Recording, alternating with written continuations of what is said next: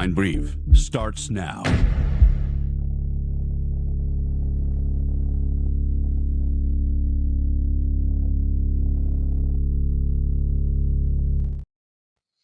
What is up, everybody? Happy Thursday. Welcome to another episode of the Blackline Brief. I'm your host, Matthew McKim, and today we got two special guests, Stu Peters and Matthew Tucerone. How are you guys doing today? Good. All right, as you guys come in and get settled, no matter where you're viewing from, do us a favor and hit the like and hit the subscribe. It's the best way to help support the channel, and we appreciate it every time that you do.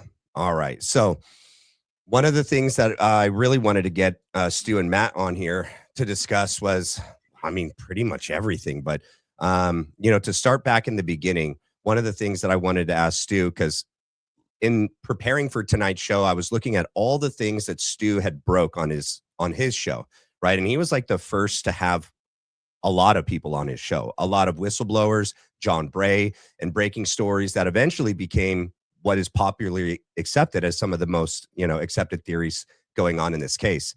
And so one of the things to start out that I'd love to ask you, Stu, is like initially when this was happening, what was it that had you, or did you initially reject outright the Tyler Robinson lone gunman theory?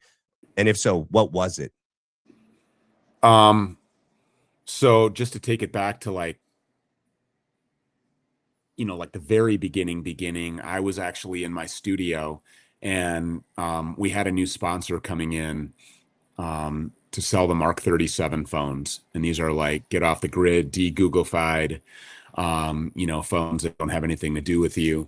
And I found that really interesting. And as part of the package that we worked out with the advertiser, they had like a sit down in-person interview. And so my sister, who is the COO of the Stu Peters Network, keep it in the family because I don't trust anybody. And my right-hand man, Alex, who's like, he's a brother to me. Blood wouldn't bring us closer together. He helps me handle like communication stuff. If the New York Times wants a quote, if, I'm working really closely with him on social media stuff because, what we talk about on the show, we only have a very limited amount of time to try to disseminate as much information as possible. He was there. That's kind of his role. And it's them and Frankie. So it's just us, really tight knit. And they were in the studio for that. And I was actually going to run out quick and get a haircut. And so I had gotten about 20 steps into the parking lot and my sister came running out and she just yelled at me, "Charlie Kirk has been shot." And I'm like, what? So, as I'm walking back in, I'm just thinking to myself, like, who would want to kill Charlie Kirk? Like, this is like the epitome of establishment, activism, conservative, war-loving, pro-Israel, right, conservative, like the neocon MAGA faction of American politics, which is, nothing more than the entertainment arm of the military-industrial complex. So I'm like, who in the world would want to kill Charlie Kirk? So I came in back into the studio, of course, foregoing the haircut, turned on all the monitors inside, and it was, the coverage originally was everybody who was live, people running out. I hadn't really seen, what now billions of people have seen, the horrific moment where he, was bleeding out of his neck and fell out of his chair. I hadn't seen that yet, but what we were hearing was lone wolf gunman. And I looked at Alex and I'm like, lone wolf gunman, isn't it always the lone wolf gunman? I'm like, something is up with this. And so then we went live and we were just kind of rebroadcasting and sharing the streams of people who were on the ground there and just kind of having loose conversation about it. And one of the questions that I asked, I think we had gone to break or something, and I said to Alex, I said, "Hey, what has Charlie Kirk been saying, the last several months, weeks, like who would want to do this?" And I think that's just kind of, I don't know, instinctive, inherently in me. For 15 years, that's what I did. I was, like investigating people, investigating where people would hide, what associates they would turn to, what would motivate them, to be in a certain place. Motive is like really important no matter what it is that you're looking at. What is your motive with your health? Where do you want to be physically? So what are you going to do to achieve that? Well, this guy has these motives. I could probably find him in the gym. These guys has a different set of motives. I could probably find him at the buffet, you know? So like, I just wanted to know who would want to do this and why. And it didn't take long, probably 20 minutes. And the most recent interviews that he had done, of course, were with Ben Shapiro, which immediately I was like, wait, what? Because I knew Charlie Kirk was a shill for Israel. I had written him off. I knew what Turning Point USA was. It was the mouthpiece, the PR firm for Greater Israel. And so I had no interest in watching Charlie Kirk's Daily Show, had no idea that he was going through this. And so I think it was about 20 minutes afterwards, I said, Israel has, all the motive in the world to do something like this. They have the means, and there's a historical precedent. That's how these people handle situations like this. And so, it didn't take long. Yeah, and I did a post the other day that when has there been a true lone gunman political assassination where it actually turned out that was an actual lone gunman radicalized by himself that pulled off a political assassination? Is there even an example of one? I mean, unless you're going to believe like, the United Healthcare CEO, the Mangione stuff, but that wasn't a gunman either. Well, actually he was. Yeah, he shot him, right? So yeah, I guess if you're going to believe that, I don't know. I mean, I don't believe anything that this government tells me at this point. It's like, kind of a weird place to be as a person like me. Growing up, I didn't really care about government, but I always just like, you're programmed, you trust the police, that's who you run to if there's a problem, and really didn't have any issues growing up where I was like head to head with government or enforcement mechanisms other than, I got like arrested a couple of times for stupid shit when I was a kid. And actually got arrested as an adult as well for impersonating a police officer. I was a bounty hunter, and the state that we were in had different laws that they had amended. And, somebody was like, this guy's impersonating an officer. Of course, the charges didn't stick and they actually got dropped. There was another one in Florida where I was arrested for aggravated robbery. And what that is there was a restaurant chain called Beef O'Brady's, and I had pulled around the backside of the restaurant. I wasn't working as a bounty hunter at the time. I was just literally going there to eat. And there was this kid that works there, like 16 years old, and he's getting shook down at knife point for his phone and his wallet and all this stuff by the dumpsters out back. So I followed them, and they eventually ended up pulling over. Like I was on the phone with the police. Then the cops came, they got arrested. And the following day, they came and arrested me for unlawful use of a blue light and an aggravated robbery because I did have a gun. I didn't point it at him, but I just had a gun. Well, then the prosecutor ended up getting on TV and saying, no, Mr. Peters acted heroically. We're dropping all of the charges. We have the correct people in custody and all of that. But that's the story that the media won't tell you. They'll just hit me over the head with, he was arrested for this, and they blow everything out of proportion. And they make people the ad hominems. That's all they have, is to try to frame the source of anything that they're doing as somebody who's less than perfect, which I'm totally fine with being, by the way.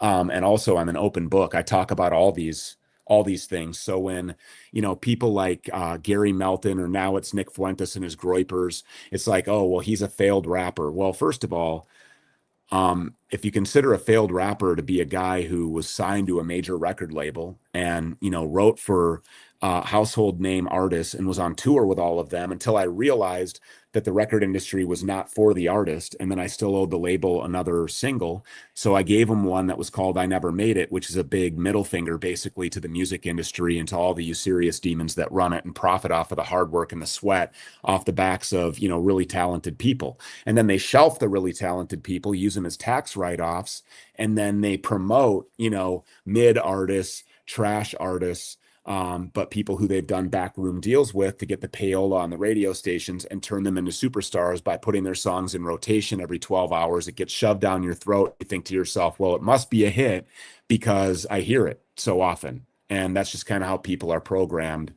to believe that. So I don't know where I was even going with all of this. I think you asked me a question about something completely different. Lone gunman. I don't know. I don't believe anything my government tells me. So even if if I read on Google somewhere that there was like an actual, all by himself, wrote the manifesto, proven to be his, had this beef with this person, it warranted death, like, maybe, but of a prolific, like, powerful person or political person, I don't think so. I can't recall one. You Yeah. probably have successful assassins. They work every day. There's contract hits for hire, and people get taken out all the time, by lone gunmen, I guess you would say. But these people are trained assassins that hunt people down for a living. So I don't know though. Like somebody radicalized by a political position and actually carrying out an act of violence and taking somebody like Charlie Kirk out.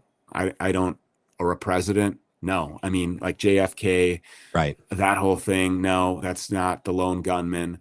And by the way, speaking of JFK, when you compare like Jackie Kennedy to Erica Kirk, do you ever remember Jackie Kennedy? Like, are there videos of her saying, "No, stop, please don't investigate, the death of my husband. Stop." What are you asking people to do? I'm asking them to stop. Like, no, of course not. No normal person, no innocent person, no person who loves somebody would ever ask anyone to stop investigating what actually happened. In fact, Erica Kirk should be the loudest out here demanding answers. If she were a normal person, in my opinion, a real, authentic, genuine grieving widow, she would be the loudest person using Charlie Kirk's platform to demand, yeah, no, none of this makes sense. None of this adds up. But that, of course, would mean that she didn't have foreknowledge and that she, isn't and shouldn't be one of the top suspects in his death, which I don't But think either of those things are true. 100%. Yeah. I mean, and there's so many weird comparisons between the JFK assassination and Charlie Kirk's assassination, and then like complete polar opposites when you look at Jackie O and Erica Kirk. What did you think of BB coming out? What was it in the first 72 hours when he was like, it's real, has nothing nobody's to do with asking, bro. Thanks for offering that, but nobody was wondering. That's not a tell or anything. That's like, I remember when my oldest son, I'm the first time being a dad, and so you're going through everything for the first time as they grow. And I think it was like 2.5 years old. He came to me like totally unprovoked, and he was like, "Dad, I didn't eat the ice cream." And he's got ice cream all over his hands and all over his face. Like, what are you doing? You came to me, like, I'm in the bathroom, I'm brushing my teeth. You could have cleaned yourself up and gotten away with it. I could have maybe stumbled across it, but this is just like, they don't have that ability, to read the room. Like social cues aren't acute at that age. And somehow Erica Kirk and all of the people around Charlie Kirk's organization at this point, they're like that. They don't have the ability to read the room. Like, if she would have just gone away and sat down and shut up, and if all of these people would have done the same thing and acted like, normal grieving human beings, rather than starting fundraisers off of their dead husbands' backs, sending out text messages and asking for $100,000 donations and erecting the tent that he was murdered under for a paid for photo op supervised by Blake Neff, that weirdo who seems to have amnesia and lies about everything. Like, if these people, like, I know that one of the unintended, unaccounted for variables was Mitch Snow showing up on Fort Huachuca. But even that, I think, could have been dealt with. If Erica Kirk had been, these people, just their first instinct is to lie, even when telling the truth suits them better. But if Erica Kirk would have been, like, yeah, of course I was on Fort Huachuca. I grew up on Fort Huachuca. I filmed a movie on Fort Huachuca. My mom works on Fort Huachuca. We moved to Arizona so that my stepfather, Kent Fransfe, who's a defense contractor who secured the funding for the Iron Dome and founded Raytheon Israel Ltd., they work there. We moved to Arizona to be close to Fort Huachuca. It's an intel base. My parents are deep in the intel community. They're very much attached to the military industrial complex. Of course, I was bringing my mother some bombs or a turkey sandwich. you know yeah, what of it? We stayed the night. I mean, but no, it's like, instead they just start cooking up fake alibis with other people's kids for the wrong day, and then inauthentically, mistakenly, revealing that the source is Andrew Colvett on Gary Melton's show, and like, who are these guys and why all of a sudden are they telling stories? And I'm hearing about tumbling bullets and magic bullets, and no special forces guys are able to replicate the wound. They've spent, countless hours I don't know how many hundreds of thousands or maybe even millions of rounds of ammunition have been fired down range at this point, and they can't reproduce it because that's not what effing happened. Tyler Robinson wasn't killed by a lazy-eyed sniper in his grandfather's stolen 30-06 from the top of the Losi building after he acted like Spider-Man in broad daylight, going completely undetected, but only showing up in super grainy video that's been completely altered, and it's from 250 yards away, but there's a flock camera system right on, UVU. They use this flock style drive around cameras. They've got cameras everywhere you look, but only that one works. And then, the video footage we see, some of it is flipped around, inversed, backwards, upside down, squished in, bowed out. It's a video of a video of a video that's been recompressed 6 million times. And it's like, hold on a second. In March of 2025, Salt Lake City's flock systems were fully functional, and UVU has state-of-the-art surveillance. And Yep. this is what we have. Like, that's it. And I think that the other unaccounted for variable was the neck wound, because the Yeah. weaponized lav mic, it malfunctioned despite all of the tests and all of the demonstrations and all of the rehearsals that they did, using I would guess, probably 10 different devices that they ordered for $440,000 to the Department of Defense to Accurate Energetic Systems, which then went to Crane. Crane specializes in microelectronics and drone swarms. I know that we all Yep. saw drones on the 10th too. They want to pretend that those didn't exist. So there's like this perfect procurement pipeline, but I think that nobody would have looked into any of that.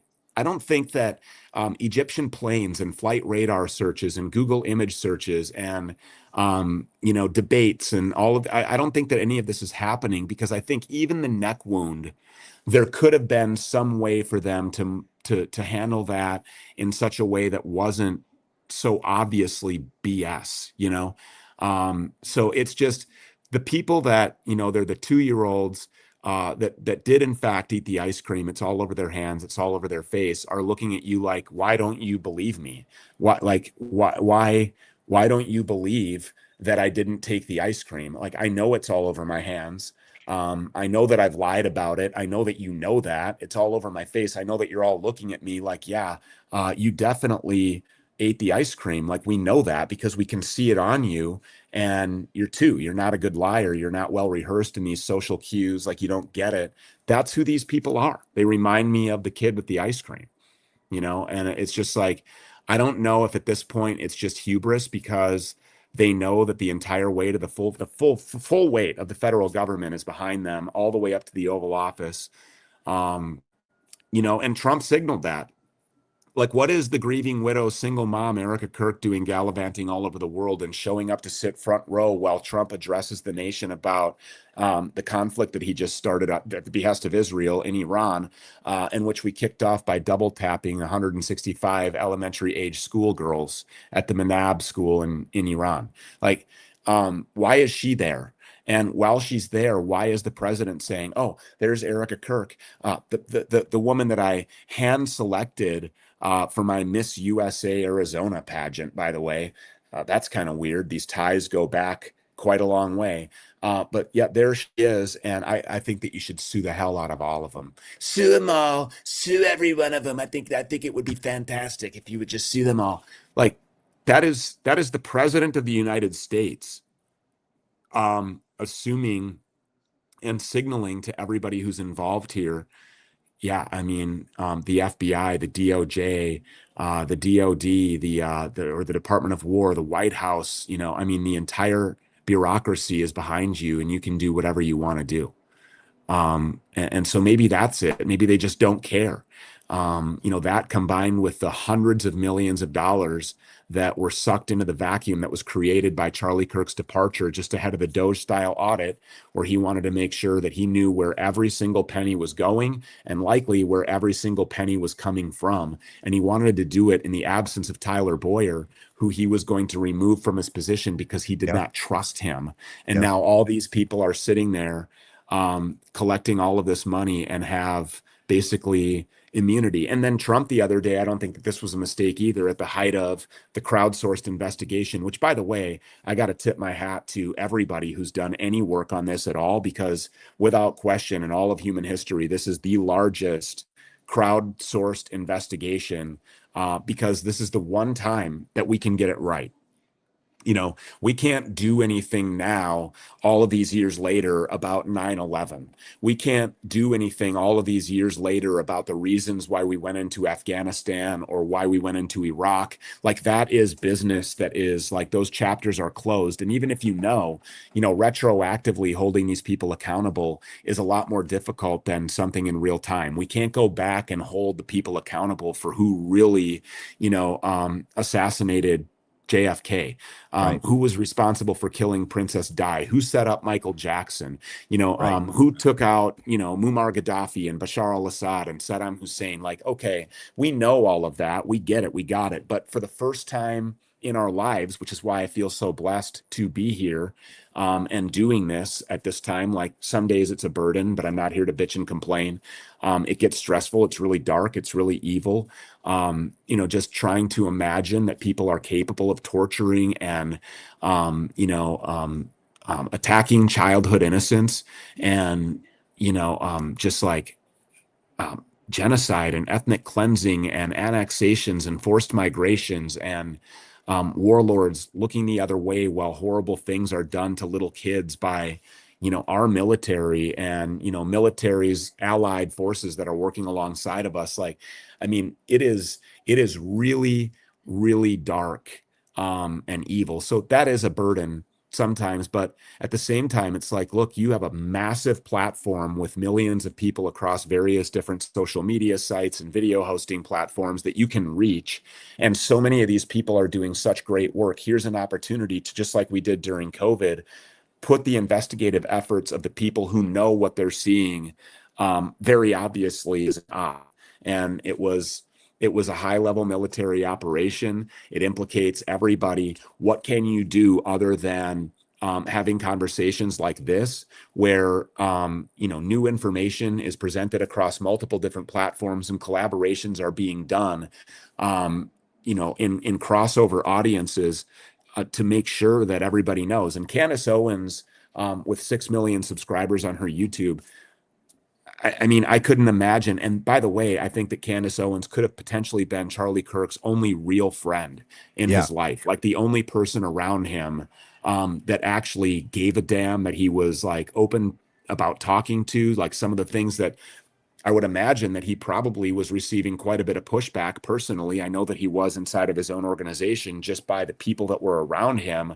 from Tyler Boyer to Andrew Kovic. And then, obviously Tyler Boyer told you the whole reason they brought Mikey McCoy in was to groom him into becoming Charlie Kirk's handler.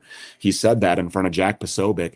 I mean, all of the faith leaders, the pastors that were put around Charlie, no 18-year-old, all by himself. I have never heard of a media conglomerate or a political activism organization, which I guess they're not a political entity according to their tax filings and their tax exempt nonprofit status. They're not a political organ, which, can anybody really explain that? Because they are a political organ. But again, all these people do is lie, because these are shell organizations, shell companies, shell subsidiaries that were set up all around Charlie Kirk to create this flow of money and the consolidation of power and the dissemination of information.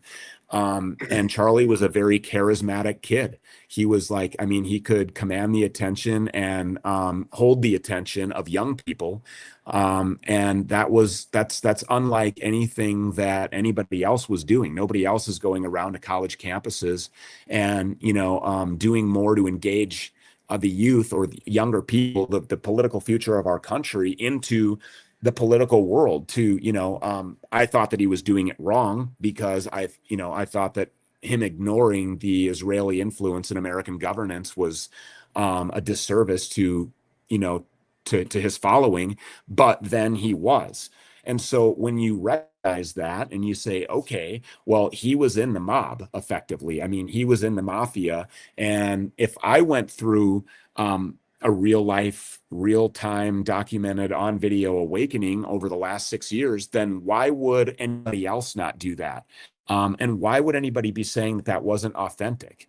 He was texting Candace Owens a year and a half ago saying what he said. Not me. I didn't make that up. He said he was, quote, telling the Jews to go to hell. These Jews, to go to hell. That was a quote from him sent to Candace Owens, that he was leaving the pro-Israel cause, according to a group chat in Telegram. That, by the way, in that group chat were some hardcore, like, rabid Zionists, Yep. and Jewish billionaires from, this donor class that Charlie Kirk was pushing back on, saying he wasn't going to be bullied by anymore. And so when you have a situation where this young man who's charismatic and is doing something that nobody else can do and is reaching the people and holding the attention of people, who nobody else is really A, focused on, B, cares about, or three, has the ability to do those things. And now you know that he's going to leave the plantation and he's going to go and say the quiet parts out loud. And he's going to go around on college campuses telling millions of Zoomers why he is being forced to leave the pro-Israel cause, vocally and loudly opposing the interdiction in Venezuela, or the ongoing unjustified illegal war with Iran, in which war crimes are being carried out. Like, it was a JFK moment that could be compared to, like, an authentic version of the 2015 Golden Escalator moment, where Donald Trump came down and started speaking like a real American and Right. saying the things out loud that we really wanted. It turns out that they were all lies, but that's Right. because even back in 2015, $100 million from Sheldon Adelson had Donald Trump compromised right from the beginning. Right I don't away. think, and money very clearly wasn't a motivator for Charlie Kirk, because he shot down $150 million. Like, I'm not making these things up. No. And I know that you are aware of all of these things, and very likely your based audience understands all of these things as well. But when you have these conversations with people who believe their televisions, and when Kash Patel says this or Donald Trump says that, these are the types of things that should be brought to their attention. And I think that Candace is doing a really good job, along with Baron Coleman and Ian Carroll, crossover audiences, people who aren't normally talking about these things, like Jimmy Dore, who's Right. been very passionate about this. I mean, that is a really good thing. And Yep. it's easy to be black-pilled and doom and gloom, because, I mean, it's really accelerated. There's no question about that. The path that we're on and the pace with which this country is moving, it's pretty easy to see where all of these roads lead. So it can be, I understand, a little bit trying to think about all of it, because it's everywhere. It is everywhere. It's in Project Esther from the Heritage Foundation. It's in the flock camera systems. It's in your Palantir profile. It's in your online monitoring. It's the data centers that are popping up everywhere, all over by your communities. It's the grooming in the schools. It's everywhere. Yep. But if you stop to think about the magnitude of this event and the implications of Charlie's death in a way that you recognize the impacts of this are much farther reaching than the horrifically tragic death of Charlie Kirk. When you see what's at stake, and people are like, well, I can't believe that you're still talking about this. First of all, it hasn't even been a year. Second of all, Right. it's the most consequential political assassination of our lifetime. Third, we know who's lying, why they're lying, who's involved. We have data, irrefutable evidence to prove all of these things. We know who the apparatus is, what the machine is that's stopping all of this from happening. We have a pivotal moment in all of human history right now to unite. And all of these things, from the war in Iran to billions of dollars of Venezuelan oil going to Israel after Paul Singer wrote a check and acquired Citgo in a distressed, vulture capitalist acquisition out of a Delaware court presided over by an AIPAC judge. Like, we can see all of these things. We see Ronald Lauder, the president of the World Jewish Congress, has hundreds of millions of dollars on the line with Greenlandic water companies. At the same time, Donald Trump is threatening to go kill all of the igloo people and, make Greenland great again, or whatever he was going to do. Like, this imperialistic land grab strategy is being fought with Israeli tactics. And that's because the Israelis are calling the shots. That's who's in control. And it's my opinion that at the very center of all of this, that was the number one driving force behind eliminating Charlie's voice. Did you know that all the donors that pulled out before Charlie Kirk's assassination came back and doubled down afterwards? Yeah. Yeah. The amount of empirical, circumstantial, physical, irrefutable, raw data type actionable evidence that has been gathered and is publicly available with just a few keystrokes it's mind-blowing. Really, it's mind-blowing. And when you're constantly bashed with, well, the text messages, okay, well, there's not even timestamps on them. Yeah. Like, the guy was in custody, his phone had been taken, the Discord thing couldn't have happened. Like, nobody believes you. Yep. So I don't know. I mean, I'm actually very optimistic, because I think that at this point it is the first time in my lifetime looking back. And again, like, I wasn't all knowing on any of this. I'm just a truthful and honest person who doesn't mind being vulnerable and saying, look, as I learn things, I'm going to alter my path. Yep. I gave my first son and my second son vaccines per the CDC childhood schedule, like, knowing now, and knowing what I knew starting in 2020. At that point, it was like, yeah, no more shots. I'm not doing this. Are you kidding me? And then it wasn't even just the COVID thing. It was the whole CDC schedule, and it was the evaluations and the studies and the, weighing the dangers versus the, like, come on. I mean, that's what moral, upright people do. That's what people who, like, stand on some sort of conviction. They speak with conviction because they have these convictions authentically. They know these things, so they share them with their audience, whether their audience is just the people that they know, love, and care about in their everyday lives, the people they work with, the people in their family, the lady next door, the guy down the street, the people in your church group, like, whatever. Or if it's somebody with a big platform and you're like, hey, I have the opportunity to bring the attention to the masses about a patented weapon of biowarfare contained in these vials called a pegylated lipid nanoparticle. Have you all heard of that before? Let me tell you what I've learned. Yeah. And so to get hit over the head like that doesn't faze me. To see the detractors, I don't really care. I know who they are and I know why they're coming at me. And so that just kind of is like a bob and weave, stick and move, right? Float like a butterfly, sting like a bee mentality, I guess. Yeah. But you have to stay laser focused. And I think that right now as a country, if we stay laser focused and we're not allowing ourselves to be gaslit, and God forbid gaslit ourselves into believing like, okay, this might be a stretch too far, or no, like, believe your lying eyes. Yep. Like, it's there. You can verify all of this, and the future of our country has never and I don't want to, this is like, I'm not trying to be hyperbolic. Just don't think that there's ever been a moment like this in history where we can Yep. seize upon an opportunity to really unite against a very oppressive and dark, evil force that wants your kids dead. I 100% believe that. Yeah. 100%. Matt, and then I want to open this up to Stu as well.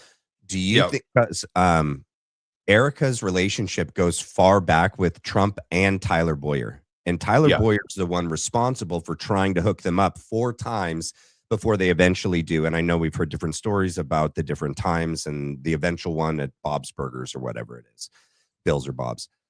Do you think that, I mean, I believe like she's some sort of MK Ultra like asset, and that he didn't know, but that she was placed in his life for this whole thing. What's your take, Matt? Stu? Well, 100%. And if you look too, I mean, Charlie Kirk may have been groomed for all of this as well. I mean, Candace has even said it.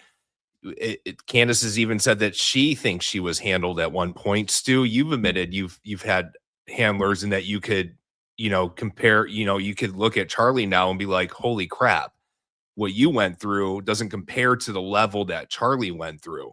And yeah, knowing Tyler Boyer, he definitely orchestrated a lot of this.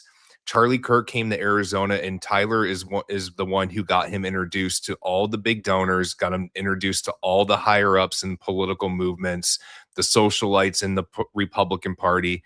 My neighbors, Tyler brought Charlie up to Sedona, and they housed Charlie and Tyler for about 2 weeks before Turning Point came to Arizona. And this was during the time that Tyler was the MCRC chair in Maricopa County.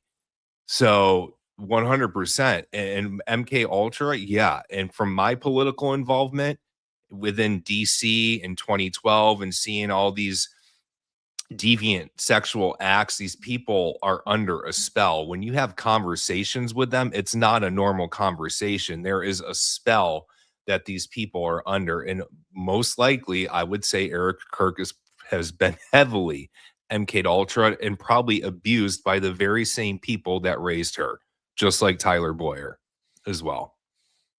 Yeah. Have you heard? So, and Benny Johnson, right? Like, so did you guys hear when Milo was talking about like the 3 SAS conferences where his wife was down crying in the lobby because he was upstairs with young male staffers, 3 SAS student action summits in a row. So it's like, it's rampant in there. It's rampant all across. It is. And yeah, and an events coordinator for Turning Point had messaged me last year, and she had told me about that SAS meeting, one of them in Dallas, Texas. And she said the same thing. She said Benny Johnson's wife was in the bar crying because her husband was upstairs with the Latinos boys. He likes them young. So, you know, I've done a pretty good job over the last 24 hours of covering just exactly that. If you guys have missed it, I've been covering the rampant sexual degeneracy of the Republican Party. I mean, like, think about that. Even the log cabin Republicans, we were supposed to be like, yeah, that's normal. As far as Erica, though, you know, I tend to agree with Matt. I don't know about like the abuse as a child. I mean, I'm sure that she has some of the markers. I'm not a psychological professional in that regard, so I'm not going to really offer a professional diagnosis on that. But what I will say is, you know, based on what I know, so what are the facts? Charlie Kirk saved himself. He was a virgin when he met her. She was a promiscuous whore who had been posing with her leather pants on for quite some time, long before we all saw her with her leather pants on as she was stroking the back of the neck of the vice president. Yep. Vice President Body Snatcher, who flew on Air Force Two. It's just so evil and dark. Accompanied by this guy, Cliff Sims, who we could get into all of that, I suppose. But, you know, what I do believe, and this is just based on, you know, I mean, all of the people that I've interacted with in my life, and you're right about talking to these people, they're just weirdos. They are weird people. When you speak to them, even like if you, you know, some of these people, and I'm not going to throw anybody under the bus here with specific names, and the chat's probably going to hate me for that because I'm just not going to name these people. But when you have people that have become like famous or, you know, become well known or have a platform in, you know, one of the circles that we run in, whether it's like the red pill circle, the JQ circle, you know, the conservative circles, or dissident, you know, media broadcasters, online journalists, investigative journalists, you know, some of the more well-known people, like even when you're DMing them, it's like, that's just not a normal interaction, you know, or then you get into a text or maybe have a phone call because you're sharing information or comparing notes. And it's like, that just felt weird and off. I've noticed that about a lot of people. It's probably because they're double jabbed and triple boosted. I mean, I don't know. There's a lot going on here that's attacking the human genome and like God's creation and everything that we are created to be as beings. But this is a spiritual war. You know, it really is. There's no other way that you can say this other than when you step out of your front door every day, when you send your kids off of your front porch every day, they are walking onto what can only be described as a spiritual battlefield. Yeah. You know, and they better have the armor on, and they better have good instincts that were taught to them by, you know, hardworking dads who are leading their families and being truthful and open and honest with their kids. People tell me it's not age appropriate for, you know, me to be talking to my kids about the settlers, you know, and sorry, that's my prerogative. That's my decision. Talking to them about vaccines, talking to them about the things that have been deployed to come and hurt them as a protector and provider. I'm sorry, but I think that's our core function to do that. And I think that's kind of, you know, who Charlie Kirk thought that he was getting. I would imagine that Erica, when she first met Charlie, was very charming, had all the charisma, knew what it meant to be a trad wife, knew who Charlie was. He was a mark. She had studied him. She had tried the professional athletes. I think that wasn't satisfying because she didn't just want money. She wanted power. She wanted control. She wanted access. She wanted influence, and she wanted money. She wanted all of those things together, but mostly control and power. And she saw that Charlie had those things. Charlie commanded an audience. That's power. The power of his tongue, the ability to persuade people, to be a great orator who's well articulated and speaks in such a way that people don't feel disrespected when he's disagreeing with them. And that's a quality that not a lot of people have. Andrew Wilson can't do that. He can't have a conversation without throwing out ad hominems and like vulgar, like childlike attacks while he smokes his cigarettes in a chain-like fashion. I mean, it's disgusting seeing some of the slithering serpents that operate out here in the wide open, where you can just see the darkness that they come from. You can read it in their eyes. You can see that they are a hollow person who lacks like real self-fulfillment and a feeling of confidence, because they know that they are liars. They know that they are empty. That place where a soul belongs is just this hollowed out space from which these regurgitated lines that are handed to them are spewed out of, and nobody believes them. Imagine sitting there every day, like being looked at through a microscope, and being these people sitting at Charlie's desk, like, what are we going to talk about? And their travel patterns are all weird. And I think that, Erica probably saw that she had the ability to storm Charlie Kirk, and she knew who he was, and she preyed on that. I guess I would almost say naivety, naivete, however you pronounce naivete. I think that's what she was. She probably saw some of that. And not to say that Charlie was a soft target, but I think, in fact, in that regard, he probably was. With women. Yeah, he let his guard down. And she had all the right lines. These people are actors. It's what she's done her entire life. She's craved the limelight, from the Trump USA pageants to the, many, many different tried and failed reality television shows, including the romance television show where she was drinking, and with men dating, although be it she would tell us all later that she never liked drinking and she didn't go on dates before she met Charlie Kirk. Like, she forgot she was on national television. These people are just not normal. But I think, to answer the question, she absolutely was motivated by this relationship and had objectives for it that Charlie probably didn't realize. And, that transfers outside of just my discernment and my feeling to on paper documented evidence. When you look at what the Leah files, God bless Leah, by the way, another one doing fantastic work. When you look at what she presented on my show, she's like, look at all of the transactions and all of the purchases, all of the warehouses, all of the jets and planes and all of these arrangements that were done immediately after Erica Kirk came into Charlie's life. None of that stuff was being done before that. Right. The uptick of all of that happened immediately when she came in. Like, what does Turning Point need all these warehouses for? What's in these warehouses? Like, is it yard signs? Is that what it is? For political activism, for door knocking campaigns, led by weirdos who later send dick pics to everybody and ask Matt Tucciaroni for blowjobs in the car? That guy, and then he ends up running for school board. Like, that's who these people are. I don't think they need warehouses for yard signs. There's something else going on, and I think Charlie sniffed that out. I don't know if it's possible that Charlie knew that he was investing into things that maybe gave him some sort of a spirit check, and then tried to pump the brakes on it. But once you're already in the mob, you can't do that anymore. Like, hey, we've got all the money we need. I just want to go back to college campuses. I want to go on tour. I want to do my show. That's it. I'm out. Like, if he did know something, was it that? And they're like, yeah, no, you're not getting out, because we still have Syria to do. We still have Lebanon to do. We still have to annex the West Bank. We still have to, clear the path for greater Israel. And we need Turning Point USA on college campuses and at high school chapters all over the place, with the Marine Corps and Army and Air Force and Navy recruiting tables right here, to make sure that we capture everybody as a blood sacrifice for greater Israel. We have work to do. You're not going anywhere. So to speak to the pressure that, like as far as handlers are concerned, yeah, I think that there were people who I've been able to at least identify as far as like what my spirit tells me that these people are and who they were. I think that there have been people who've been intentionally placed, adjacent to or even inside of my organization over the last 6 years who probably had those intentions, but they were unrealized because I'm not going to be controlled by money. And when it started, being dictated to me, like these are the parameters, these are the boundaries of your speak, of your words. I said, well, that's your money and you can take it and you can go, because your money doesn't buy influence in my organization. The power of the tongue is something that should be highly respected, and Jesus Christ commands us of that.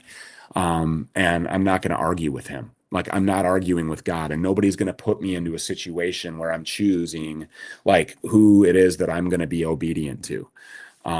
So I can only imagine that if there were, and obviously there were now, because we have the receipts, hundreds of millions of dollars on the line, just based on what we know, I would say that that number is probably a whole lot higher. And based on the number of shell corporations and organizations and nonprofits and initiatives and groups that were set up around Charlie Kirk, you're probably talking easily into the billions, if not tens of billions of dollars. I mean, I don't know if you know what it takes to operate a Boeing business jet, but to be, in the middle of the night, taking TPUSA aircraft to, little nondescript, indiscriminate airfields for 45, 50 minutes, and then flying to meet up with and spend time on the tarmac with Boeing business jets owned by Miriam Adelson. And then that thing is going to Israel. I mean, there is something going on there.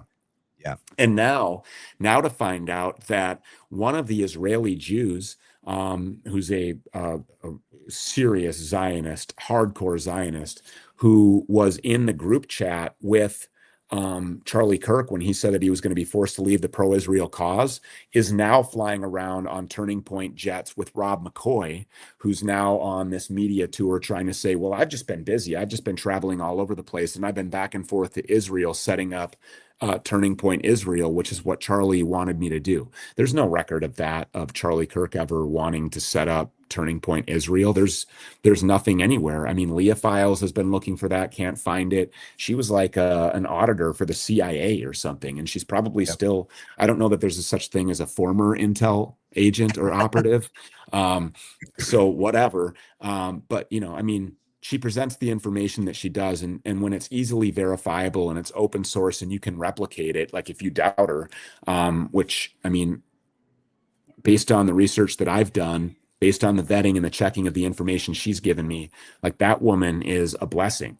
I agree. And I think, when you look at somebody like her, or if you look at Joe Kent, these are people who have seen all of this from the inside out. These are people who have a perspective that we couldn't possibly even try to imagine, the things that these people know and what they've seen. And if you've worked adjacent to or inside the agency, I would expect that you have probably been briefed on operations that are really, really dark. You've been briefed on ops that are really nasty and very perverted and very deadly and insanely evil. And now these people may be seeing for the first time in their lives those operations being carried out against the American people by the entities that they wanted to work for to do good and protect Americans. And then when they saw that, just like Charlie Kirk did from the inside out, they wanted to say something about it. There's text messages between Tyler Boyer and other top rankers at Turning Point that I have read, where they're expressing quote unquote concern that Charlie Kirk was going to quote go ballistic on Trump over Iran and the Epstein files. Yes. They couldn't have that on stages across the country. They had a really, really big problem with Charlie Kirk, and the writing is on the wall. I mean, other than all of these different, multifaceted sets of motives that all of these different groups of people had, from Israel to the Israeli government to the Zionist cause to Talmudic Judaism to J.D. Vance to Alex Karp, the president of Palantir, the founder, to Peter Thiel, J.D. Vance's creator and handler, These people have Miriam Adelson, of course, arms traffickers, child sex trafficking. These people have a serious commonality in the death of Charlie Kirk, and that is that he was dangerous to all of them and to their stated goals and to the writing on the wall goals, which is that JD Vance is in the pipeline to be the next president of the United States, to usher in and finalize the Palantir profiles and the AI-driven super surveillance hellscape that makes us all effectively Palestinians living in a constantly surveilled open-air concentration camp where the government has control over the minds of your children. And if they should deviate or walk away from the plantation, they've got these re-education camps, they've got these gulags over here, and they've got the gallows or the, whatever, the suicide drones or whatever it is that awaits you when they decide that you've been slated for death for being in violation of the Noahide laws. All of this stuff is there.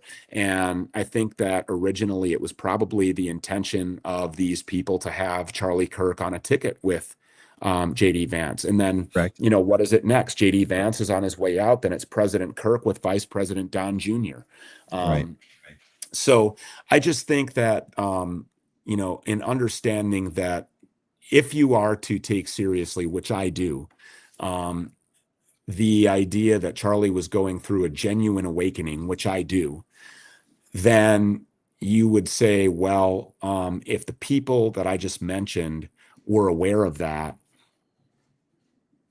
it would probably be likely that the 2028, election cycle would have seen a Charlie Kirk contesting JD Vance for all of the reasons that, that I just stated, and for all of the reasons that I think Charlie Kirk was coming to realize and had been. You watch clips of him now going back a couple of years, and none of this was new to him. He was even saying to Candace Owens, "They call me an Israel shill." Like, he knew how laser focused the Zoomers were on this issue, because the Zoomers are very radical on this issue. Because they realize that there is an imminent threat facing our country, and they're able to clearly see where it originates from. And I think he knew that. And that's why he was messaging Candace the way that he was. That's why he was saying in his group chats what he was. And I believe that he was prepared to say that on college campuses before launching a presidential bid and contesting that entire system. So rather than waiting for him to get into office and try to pull a JFK, they just pulled it early before he was able to radicalize even further. Or, if there were fence riders on this issue, or if there were people who were diametrically opposed to an anti-Israel stance, he would have been able to soften respectfully using his charisma and the style of debate that he had been known for, to probably be able to persuade people to see for themselves what it is that's really going on here. Because once you do, it doesn't take a person convincing you at all. You can see, you don't need somebody in your ear all the time. In fact, it's the opposite. Look at what they do on Fox News and CNN. Look at what people like Dave Portnoy and people like Jack Posobiec or Benny Johnson or Patrick Bet-David or Piers Morgan try to do, is constantly gaslight you into believing that this is not a threat. Look away from this. You are a radical for believing this. You are, any number of different words and ad hominems, labels that they can attach to you. Hateful. The rest of them, obviously. Yep. And these are the people who constantly have to remind us that we shouldn't be looking at that. So that tells you something, right? And once people see it for themselves, they don't have to be convinced anymore. All that needed to be done was for Charlie to open the door, and they knew that with his charisma, with his style, with his effectiveness, that he was going to do it, and he would have had the support of the populace. And for the first time ever, I think since people were duped in 2015, and I hope not so much again in 2020, and then after that, the remaining sycophants in the MAGA world are genuinely just like they're in a cult. You would have to be in a cult at this point, because there's not been one critical campaign promise that has been kept, dating all the way back to, we're going to build a big, beautiful wall and Mexico's going to pay for it. Mass deportations, no more wars, like all these things, like how many things have to be stacked up on top of each other. And, just like Joe Kent, I think Charlie Kirk was able to see this stuff from the inside out, and he didn't like what he saw. He knew how this operated, and he tried to get out of the mob. You just can't do that. Yeah, when I look, 100% agree with what you're saying right now. And what I noticed the timeline to be, so like when Charlie Kirk has, Dave Smith destroy Josh Hammer. Oh, and I don't want to forget to ask you if it was Rabbi Wolicki, if that's the Israeli that was on the plane with Rob McCoy. I have to look. All right, because he's one of the guys. I don't know how to pronounce it, but I don't think it was Wolicki. Okay, all right. There's another one. Maybe the chat knows, but all right. Rob McCoy has been recently like photographed with him. He's been on video, like doing speeches with him.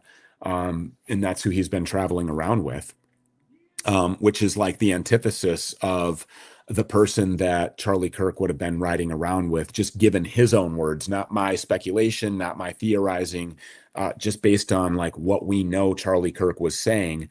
The new culture, a lot of people in this memorandum that Charlie Kirk wrote about this Doge style effort, they overlook, I think, one of the most important paragraphs, which is paragraph number 4, where he said that the culture was going to be changing at Turning Point USA.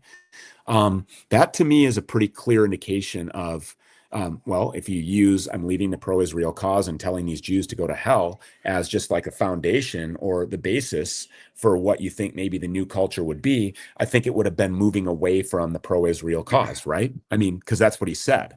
So that's, I think, really important for people to understand. And if the Benjamin Netanyahu letter is correct, if that thing is authentic, which Matt, do you think that letter was really written by Charlie Kirk to Benjamin Netanyahu? Did you read it? Did you ever look at that thing?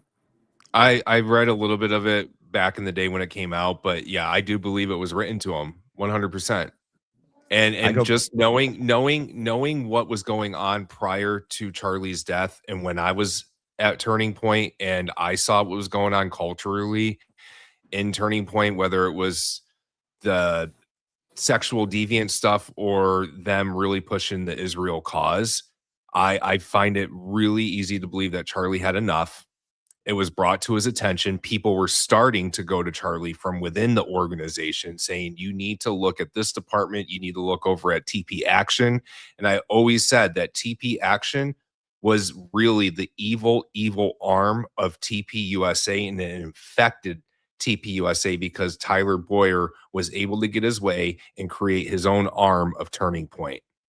And he brought in all these bad people. I bring up the 7-page letter because if that letter is in fact authentic, which I've read it and I believe that it is in fact authentic, the neck bones of steel thing, I don't believe is true, but what is true is that he had balls of steel. Yeah. He was calling out Benjamin Netanyahu personally in writing for being at the center of and the reason for the deaths of hundreds of thousands of Americans and millions of other innocent people as a result of his lies to Congress about weapons of mass destruction and incubator babies and Saddam Hussein ties to Al-Qaeda. That is, and this thing was tried to, there was this like concerted effort to try to reframe what Charlie Kirk was saying. Correct. And this has been tried with me 100 times.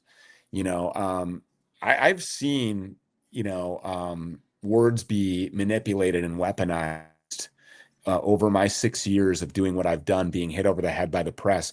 I've seen pastors try to manipulate and weaponize the red words in the Bible, which are the words of Jesus Christ, and try to tell me that they mean something different than they do. So I've seen this done, and I think that's obvious that was done, but that this was somehow like Charlie Kirk trying to convince Benjamin Netanyahu that there was a better way for him to propagandize Americans. That doesn't jive with what Charlie Kirk was saying in private to his friends. It doesn't jive with what he was saying in group chats with Israeli Jews. So if he was saying those things to them, why wouldn't he be saying those things to Benjamin Netanyahu? And it was, at that point that all of these, what I think were final demonstrations and tests on Fort Huachuca took place, because that's, about the same time that all of these special air mission flights and all of these Google image searches for the people who would be in a pipeline to pull something off like this really started to spike. They knew that they had a problem and that they had to act immediately, which is, in my opinion, why Orem was added late. It was the kickoff. It was the first one. And then just go down the list of animalic sets of circumstances, from the lack of an ambulance to a security detail that has special forces guys on it, but there's no combat medics rendering aid to Charlie Kirk, the reaction of Mikey McCoy, the lies of Erica Kirk, the fake alibis cooked up by Andrew Colvett with Erica Kirk, the Gary Melton stuff, the tumbling bullet stuff, the gaslighting, the repetitive, like animalic, weird, bizarre behavior, and just being caught in this amnesia state that you don't remember anything, but then you recall, and the next time you recall it's different. It's just okay, at this point, okay, if you're in this camp, if there's not open debates, you're not going to. And so obviously everybody's going to watch Candace Owens and Andrew Wilson tomorrow, and I will as well, of course, but to try to, you're not debating somebody. Nobody's having one of these debates and then walking away saying, well, I've totally changed my mind. Tyler Robinson's definitely guilty. Correct.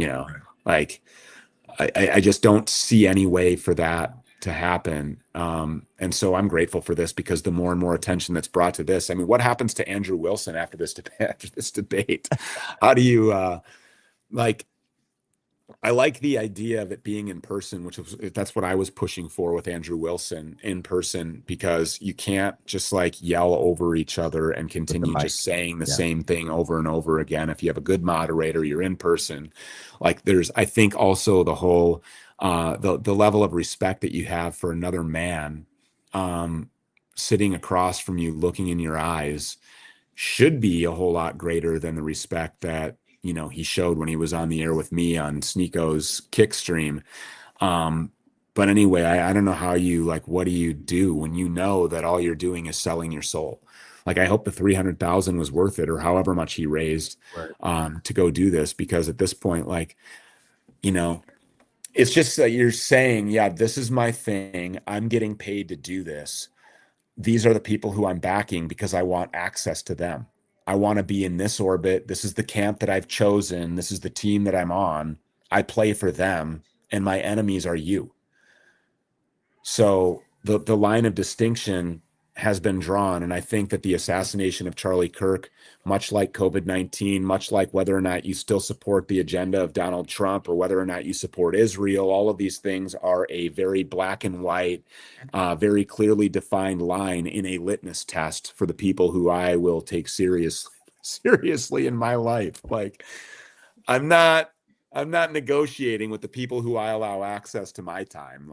I'm not going to be hanging out with people who think that Tyler Robinson shot Charlie Kirk and are going on their 7th booster shot. It's just all right, man, good luck with all that.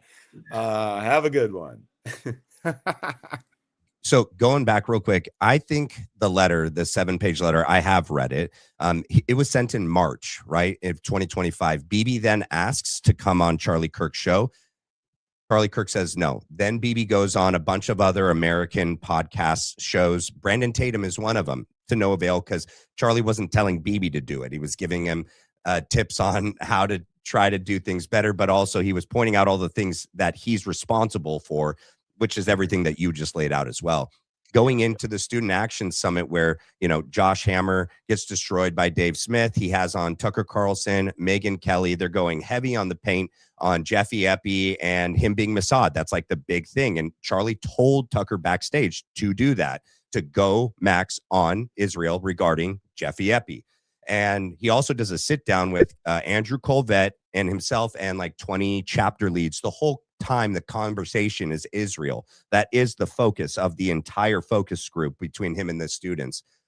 Then we know that there's the meeting that happens in the Hamptons, which is totally a pressure session between the donors telling him that he needs to change his ways. We also know that Donald Trump called him and told him to stop talking about Jeffrey Epi. And we know that he did oppose the war in Iran. He was only going to trust his friends. And this is what I think. I agree with you that he he had proximity to these people, and I think that he believed them, but that was wearing off, right? And that he was stuck in between a very difficult place between himself and the public and these people, and he was not saying that he was going to trust them forever. In fact, he said, like, they're going to do the right thing. They said they're going to do the right thing. I'm going to trust them. If Charlie Kirk was around for the last 10 to 11 months, you better believe he would have realized that JD Vance and Donald Trump and all of them lied to him and made him lie to all of us. And he would have lost complete respect and trust for all of them. He wouldn't have been on the ticket in 2028. In fact, I agree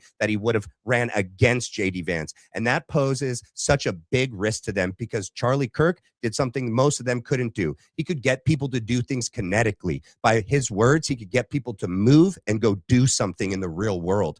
And yeah, he had learned, he had gained the public's trust and admiration that these people don't have. And they had to get him out of the way because if he publicly continued to change on his views on Israel and all of these big issues publicly, they had to take him out on the first event within the first 2 questioners because they couldn't have any possibility of us understanding that he really was leaving the pro-Israel cause and that he wasn't trusting them anymore. Ugh.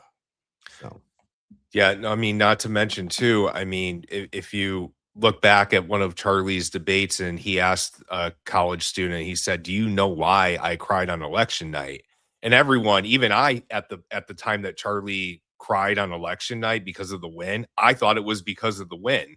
And Charlie said, "Well, yeah, we won, but it was more that if Biden and Kamala Harris, if Harris pulled it off, she would have followed suit of what Biden was going to do, which was go after Charlie with lawfare."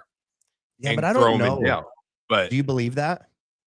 That's what Charlie said it.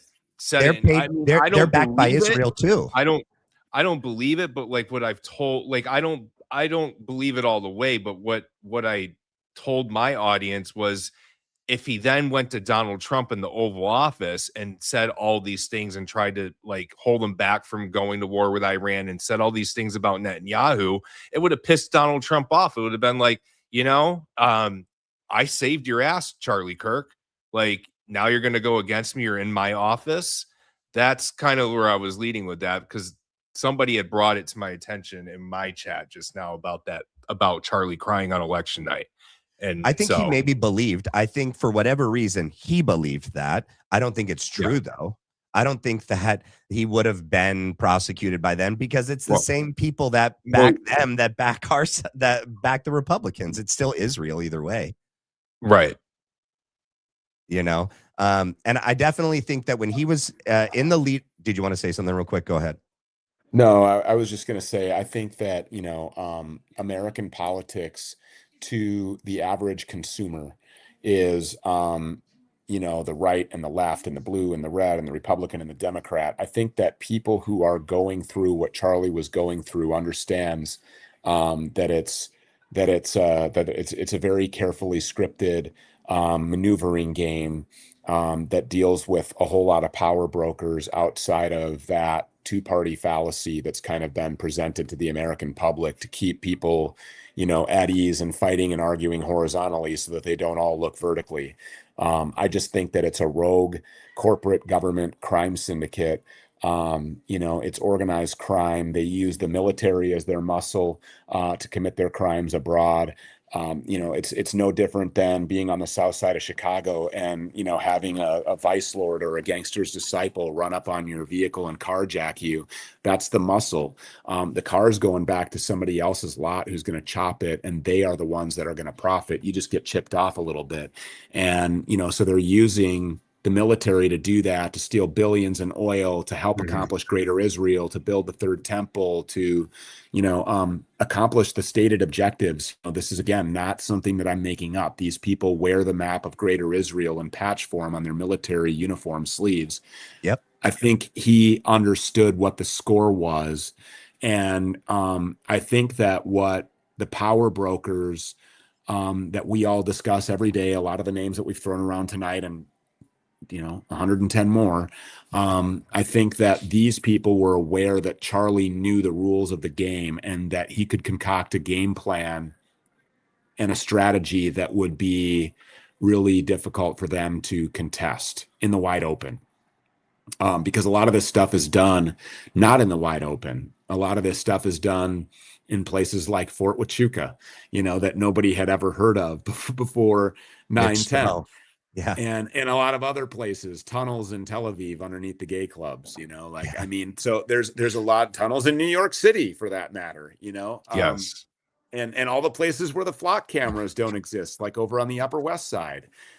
So, I mean, I think that Charlie would have, brought a lot of that to light. And when you look at the comparisons to, like, JFK, I think that in today's world, JD Vance is kind of like a Lyndon B. Johnson. Yes.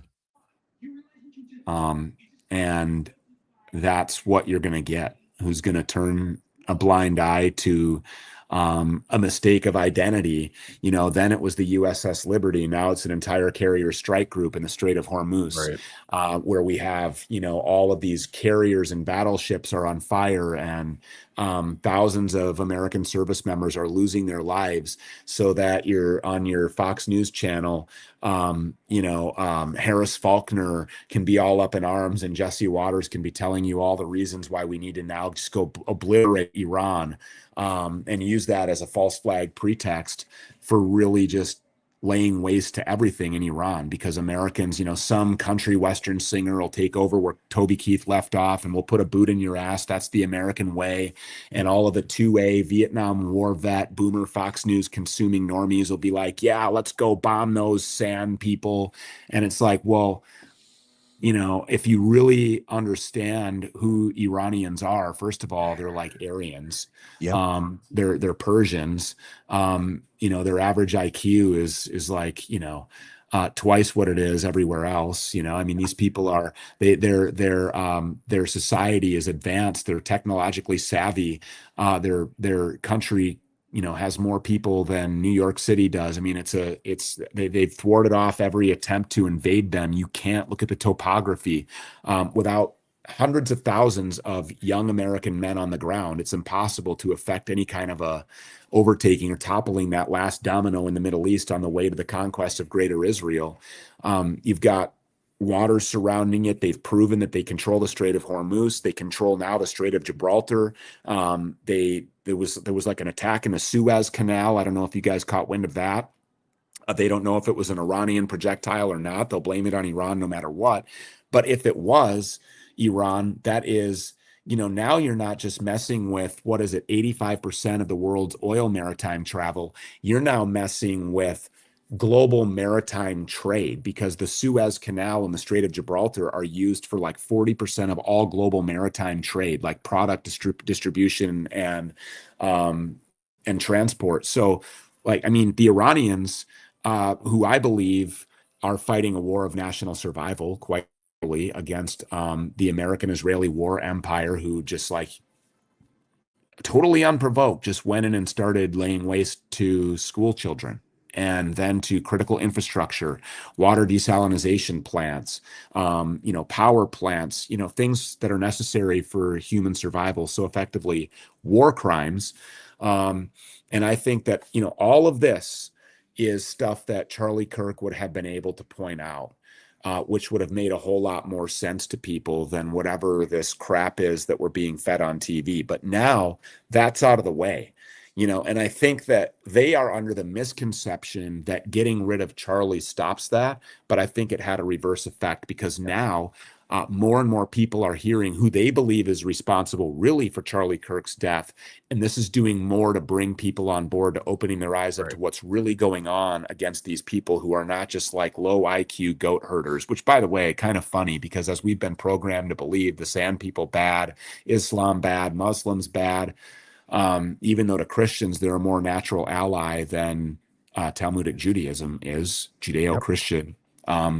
Anyway, at the tip of Africa, the Houthis, they have to go all the way around now the southern tip of Africa to get into the region, because the Houthis won't allow them access anymore. And these really are the low IQ goat herders. So, like, even their homemade rocket launch are too much for the might and the force of the American military, where I just actually sent Dan Bilzerian the other day. We were talking about this. I saw this article. Let me just actually pull it up because I think that you guys would be interested in this. I sent it over to him and he was like, that's effing awesome. The truth is winning. I like Dan. But here's what I sent him. So 6 people have tried to jump off the USS Lincoln. The most recent was last Monday. Multimedia producer Andrew Brown has claimed that there is a severe mental health crisis aboard the USS Lincoln, asserting the Navy is actively quashing reports of the unfolding emergency. In a video published on Instagram, Brown highlighted extreme conditions facing the crew, stating they've been deployed for a total of 271 days, 250 without a port of call. That's unheard of. They have not been to port in 38 weeks. According to Brown, the crew is enduring severe supply shortages, moldy showers, and a lack of basic hygiene products like deodorant and toothpaste while eating poor quality rations. He emphasized the severe psychological toll of the deployment, revealing 6 people have tried to jump off the ship. The most recent was last Monday.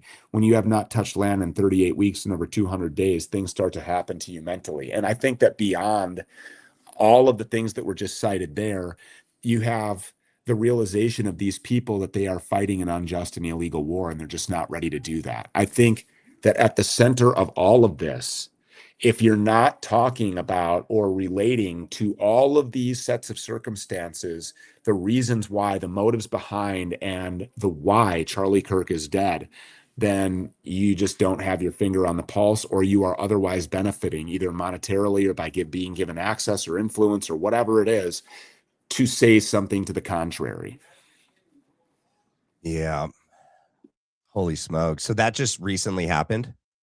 That story? Yeah, I just sent that to him. What was it? Yesterday. Yeah, last night at like 11 o'clock, late last night. But this post was made 2 days ago. Excuse me, 2 days ago.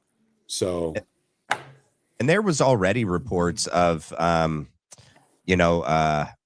whatever, active duty military service members not wanting to go to war even before this. Like once they, announced conscientious objectors. Yes. Yeah. Yeah. Like a record setting number of conscientious objectors going into all of this. And then you had the mysterious laundry room fires and kitchen fires and plumbing issues. No, that wasn't a mysterious plumbing issue. That was a patriotic mutiny. They were shoving shit down the toilets until they had to go into port. They didn't want any part of killing school kids. No, not at all.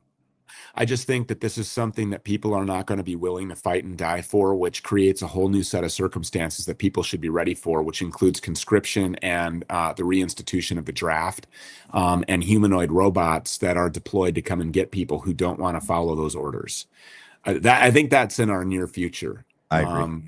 And I think that these humanoid robots, everybody should be aware and reminded, by the way, they don't eat because they don't get hungry. They don't sleep because they don't get tired. They never miss, and they're programmed to do nothing but hunt you while you're eating and sleeping and taking a piss. So be on the lookout. Be on the lookout for that. Brush up on your skills a little bit, fellas. One of the biggest things that Charlie was against was foreign wars, like long quagmires, at least for the run up into this administration. And when he heard of them, BB coming over here, he was sounding the same thing since 1996, that they're weeks away. He visited the United States 7 times in 1 year. He had visited 6 times in the whole 4 years in the last administration. Who was it? I talked to Clint Russell, who spoke with Buckley and Joe Kent, and that when Joe Kent was there, and this was before the bombing of the nuclear sites, Charlie was there to oppose that. He was there for 2 days trying to get Trump not to do the limited strikes. He didn't win that argument, and he left there, asking Joe to make sure we don't go to full-on war. And then he has to go back to his show and go like, hey, we're just going to do the limited strikes. I'm going to trust him, and he goes on his thought crime show with all of, Tyler Boyer and all those idiots, that if it goes any further than that, we should all be concerned. And I could only imagine that if he was alive when it did go further than that, he would have been sounding the alarm really loud, and it would 100% agree with everything that you just said, and that's why I'd really like to sit down with Joe Kent. I have his number, but I think it must be an old one, or it could be that, you know, when he was running for office, that I was hitting him over the head. Maybe he doesn't want to talk to me. I will just suggest that, you know, people evolve, and Yeah. I judge a man by his fruit. You know, that's just the way that I am. It doesn't mean that I don't like you. It just means that I don't like what you're doing. I don't like what you're saying. I disagree with your approach. I'm being critical of your actions. And I think that as a person who's entering the public arena and purporting to represent America and Americans, that these people should be held to the highest account, and For they sure. should be scrutinized the most. And so I hope that that's not what it is. And I think that Joe Kent is tougher than that. So I would assume that maybe that's not what it is. Probably just have the wrong number. But I know that he's on some sort of a media tour at this point. Jimmy Dore just stopped into my show today. We had a really great conversation, and he said that he's going to be sitting down with Joe Kent. So I said, I've got a lot of questions for that guy. I actually just sent Jimmy about 5 of them to ask on my behalf. He can or he doesn't have to. It's his show. He can handle it how he wants to. But of the sit downs that Joe Kent has had, he said some really interesting things, which open up a whole new slew, a whole new litany of different questions. And I think that if Joe Kent, if he's watching this, Joe, I would love to have a sit down, Joe. I think that you would thoroughly enjoy the conversation. And I just think that there are a lot of unanswered questions. There's tributaries that come off of these mainstreams that people don't maybe think in real time to explore.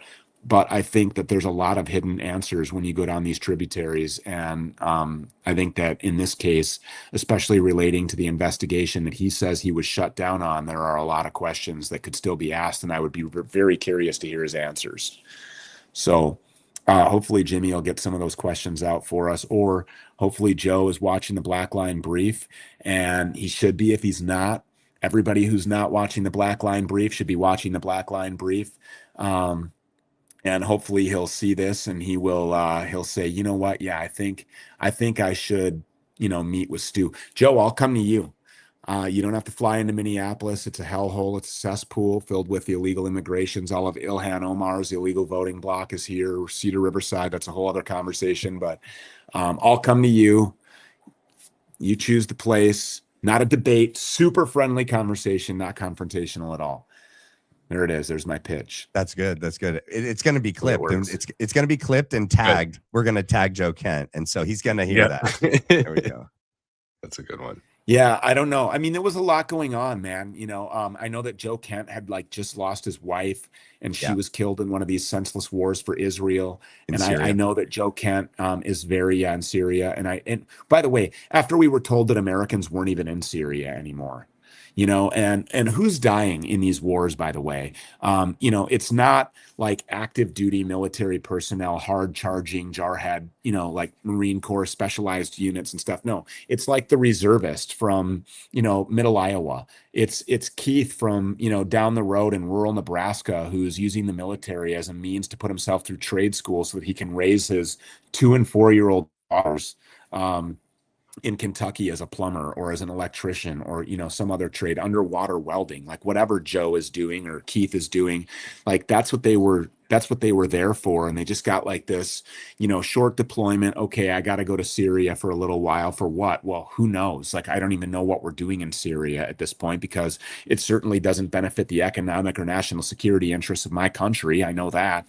I know that we're definitely not securing the borders of our own country. We're not interested in doing that. I know our missile defense systems aren't being used to protect our Gulf state allies, because they're being removed from the Gulf state allies, leaving them susceptible to Iranian retaliatory strikes so that we can use them to defend and protect Israel, because apparently the Iron Dome was fake. So trillions of dollars was just laundered into God knows what tunnel. And what organization, likely the pressure groups that were, you know, trying to coerce Charlie Kirk or taking over other organizations like his to further the conquest of Greater Israel. They have to fund this. You know, they have to buy all of these Lockheed Martin munitions. They have to have all the Raytheon technology. They have to be able to fuel their Boeing jets and make sure GE gets their cut. The military industrial complex is hard at work here. So I think you're right about all of that. I think that there is absolutely no way that Charlie Kirk lets any of that go.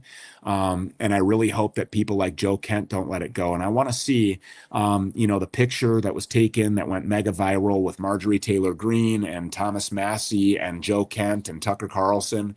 What I want to see out of that is not like, I don't want to see like a third party.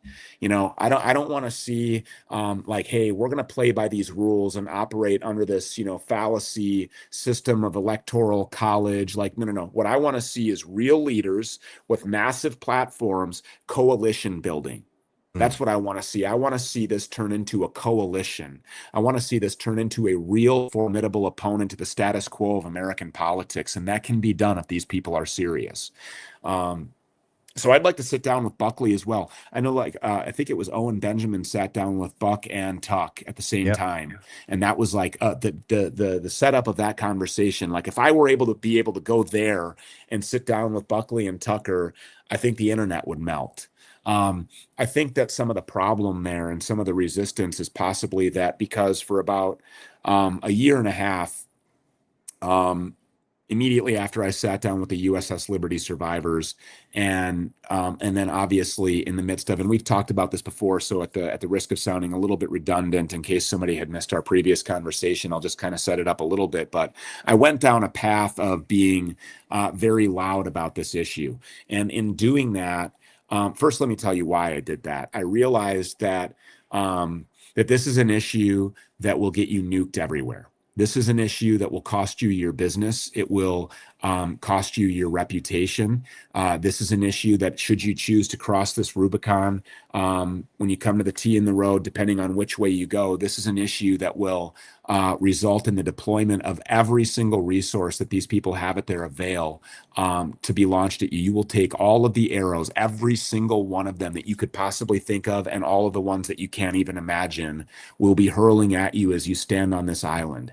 But if you don't talk about this, you know that if you turn left, the other way is you remain in this bubble of talking about partisan politics and the left versus the right and demonizing fake political parties that mean absolutely nothing to anyone. These are the wedge issues that have been intentionally placed in our lives to keep us at each other's throats, draining each other's lifeblood, sucking each other's energy, and fighting horizontally rather than looking vertically.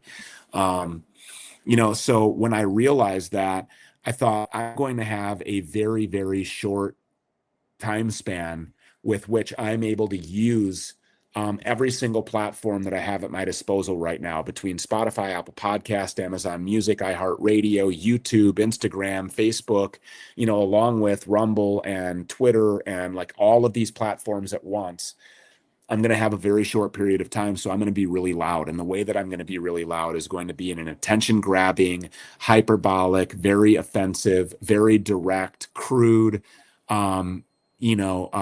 just like full frontal offensive assault on this threat that I deem to be the most serious, most imminent, most legitimate threat to not just America and Americans, but to worldwide sovereignty. If you wish to have freedom for your people in your country, this is the thing that is being deployed to end that. And there's not a civilization that is absent of a Rothschild controlled central bank in their country that is not at risk. And so, that wasn't palatable for a lot of people. And I think that as many people as I turned on to this issue by doing that, I probably, amongst the blue check marks and the more refined, larger voices in the digital alternative media world, were probably kind of taken aback by that, and they were probably warned. And you're not going on with this guy. You're not doing that. And I think also that there was a lot of people that did come on my show got massively attacked by the media. And of course, all that's by design. They want to choke out the flow of people wanting to come to me to discuss these things on a big platform, for fear that their reputation, that their finances, that their jobs, that their professions, their careers, their platforms, their influence, their money may be taken away from them just by their mere association with this, rabid, hate-filled, bigoted racist like me. And that's the way that the papers were talking about me. So as effective as it was, the guy in the front always takes the arrows and takes all of the heat. Whereas now it's mainstream. If you're not talking about this issue, the litmus test has judged you, and you're basically irrelevant. If you want to talk about like real life here outside of the matrix in the real world, you have become irrelevant. Nobody cares what you have to say anymore. Nobody puts any stock in to the things that you're saying because they're not coming from a place of authenticity. You're just a disingenuous shekel chasing, cosplaying LARPer on the internet, eternally online blabbering about bullshit that nobody cares about. You're a liar. By definition, you're a grifter because nothing that you're saying is true. So if you're raising money doing that, you're duping innocent people who are well-intended and believe that they're getting good information for one reason or another. So I think that some of this may be, for the same reasons that people don't want to talk to Dan Bilzerian. Dan Bilzerian is very direct. He's got a great argument because all of the evidence supports his hypothesis, and the writing is on the wall. So if he goes on with somebody like Tucker Carlson after he announces that he's running for Congress, Tucker knows that this issue is going to come up, and he knows that if he agrees with Dan, he's screwed. Yeah. Tucker can't just agree with Dan and hold on to the current relationships, whatever they may be, seamlessly and without interruption if he agrees with the things that Dan is saying. And if he disagrees, and I'm not saying that Tucker's doing this, okay? I'm just using this as an example because that's a household name. I don't know what the relationship between Tucker and Dan is, or if Dan's asked to be on. I think it would obviously be natural for somebody who's taking on Randy Fine, who's like on video participating in sedition while he was working in the state house in Florida, voting for other members in a bill that was pro-Israel and to the detriment of Americans, and the guy who authored a bill that was later signed on Israeli soil by Ron DeSantis with Benjamin Netanyahu looking over his shoulder in approval. And this was a law that Randy Fine authored that crushes and completely quashes really the right to free speech in Florida. You can't pass out flyers that are critical of Israel. It's a criminal offense now. Contesting that guy, especially a person with national name recognition, and somebody, by the way, who I believe there was no upside for Dan Bilzerian to even enter into this conversation at all. This is a guy worth hundreds of millions of dollars. He's got his company Ignite. He can go anywhere. He can do any woman that he wants to. He can live. He can fly around on his private jet. Like, he can free dive in the most beautiful places in the world. Like, what benefit is there to Dan Bilzerian in any way to enter into this conversation? There isn't. He's just a man of conviction who's saying the truth. And so when you agree with him, if you are somebody like Tucker, somebody like Candace, any of these other people who have access to the rest of the mainstream, you're screwed if you agree with him. But if you don't agree with him, he's got an argument because he's telling the truth. So it's kind of a damned if you do, damned if you don't. And I think, That was weird. What happened? I don't know.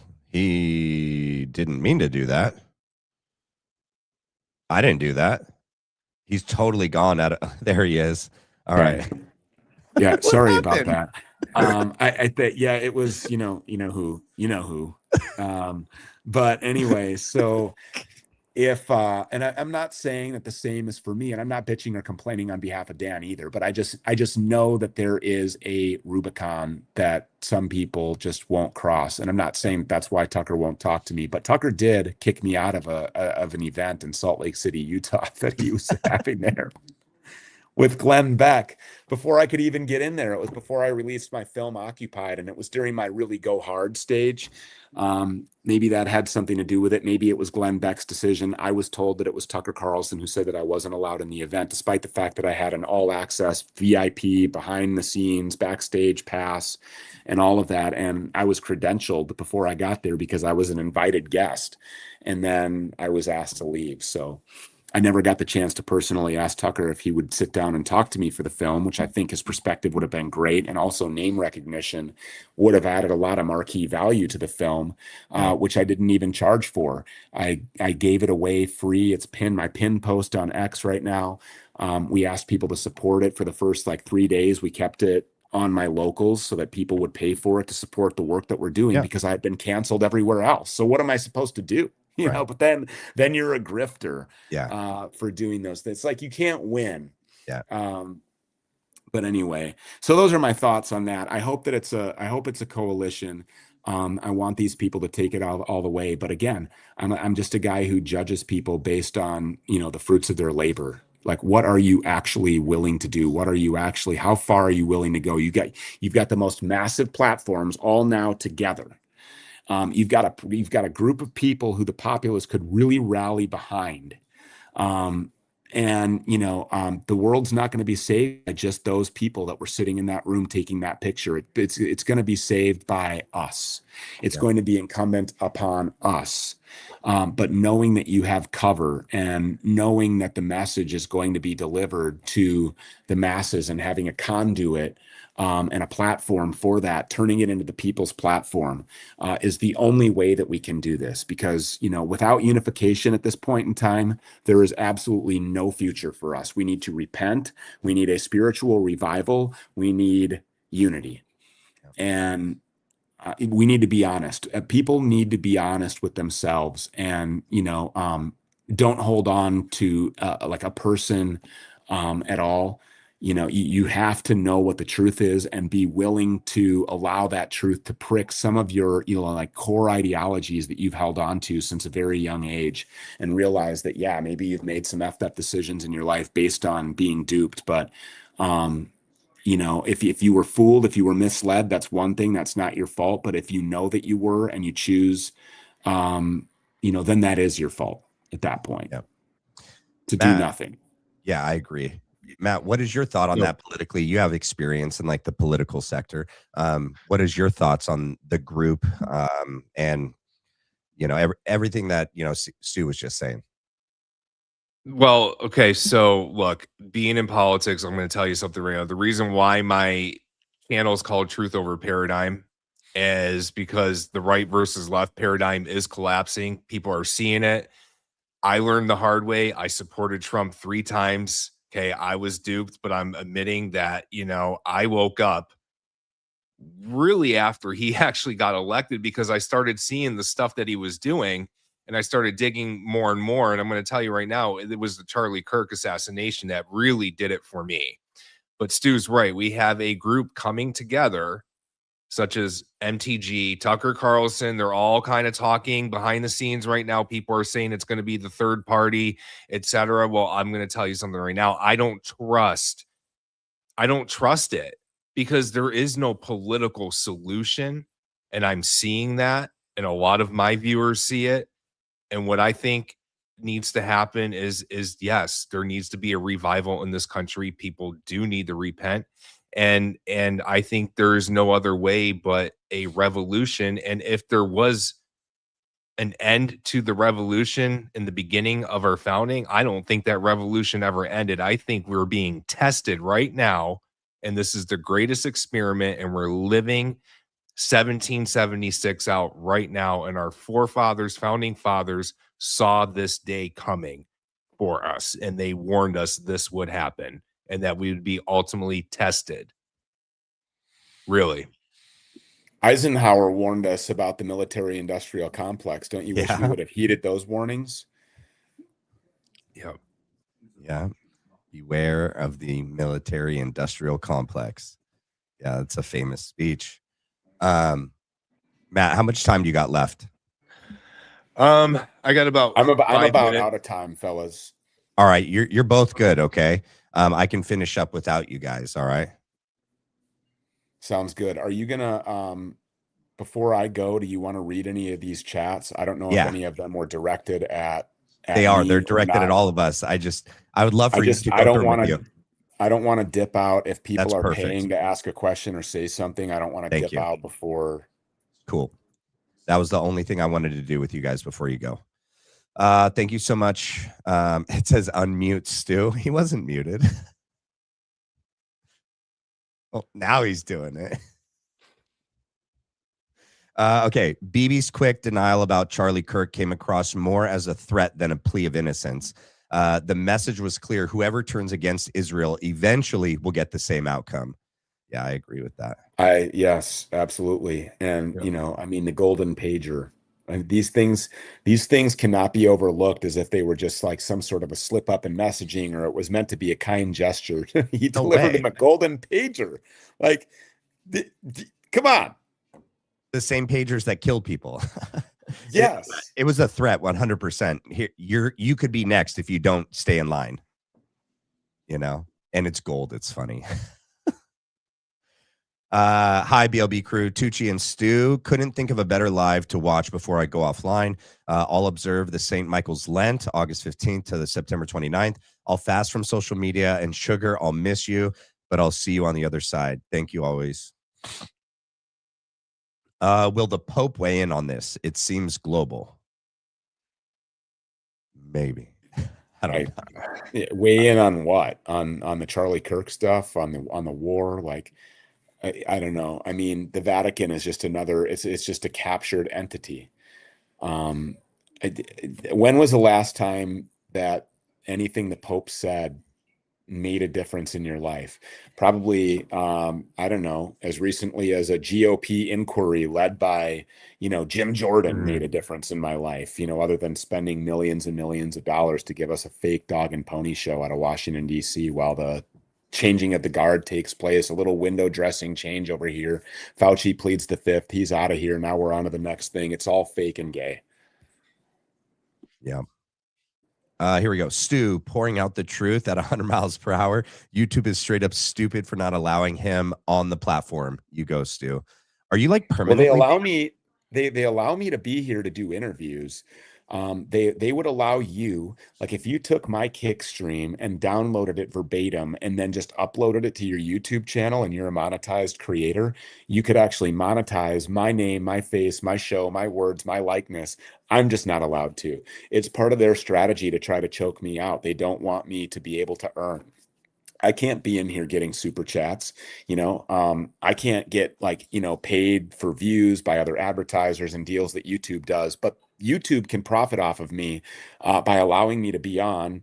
Yeah. YouTube can actually sell ads for me, and they do. If you guys go check this out, Amazon Music has purchased ads from YouTube.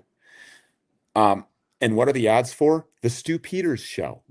And where does that point you? It points you to old 2021 Stu Peters on COVID, old episodes that are left on an Amazon Music account that I can no longer add to. It's just a dead end to old stuff on an account that I've been banned from and never reinstated and have no access to. But Amazon realizes that my name pulls people. And so they buy ads using my name and face and the title of my show from YouTube. So YouTube's profiting, Amazon's profiting because they're directing people onto their platform. And that account just keeps gaining more and more followers, and they're onboarding people to Amazon Music. But I'm not allowed to monetize my own self or earn a living on this platform. Is that permanently? Like permanently? I have no idea.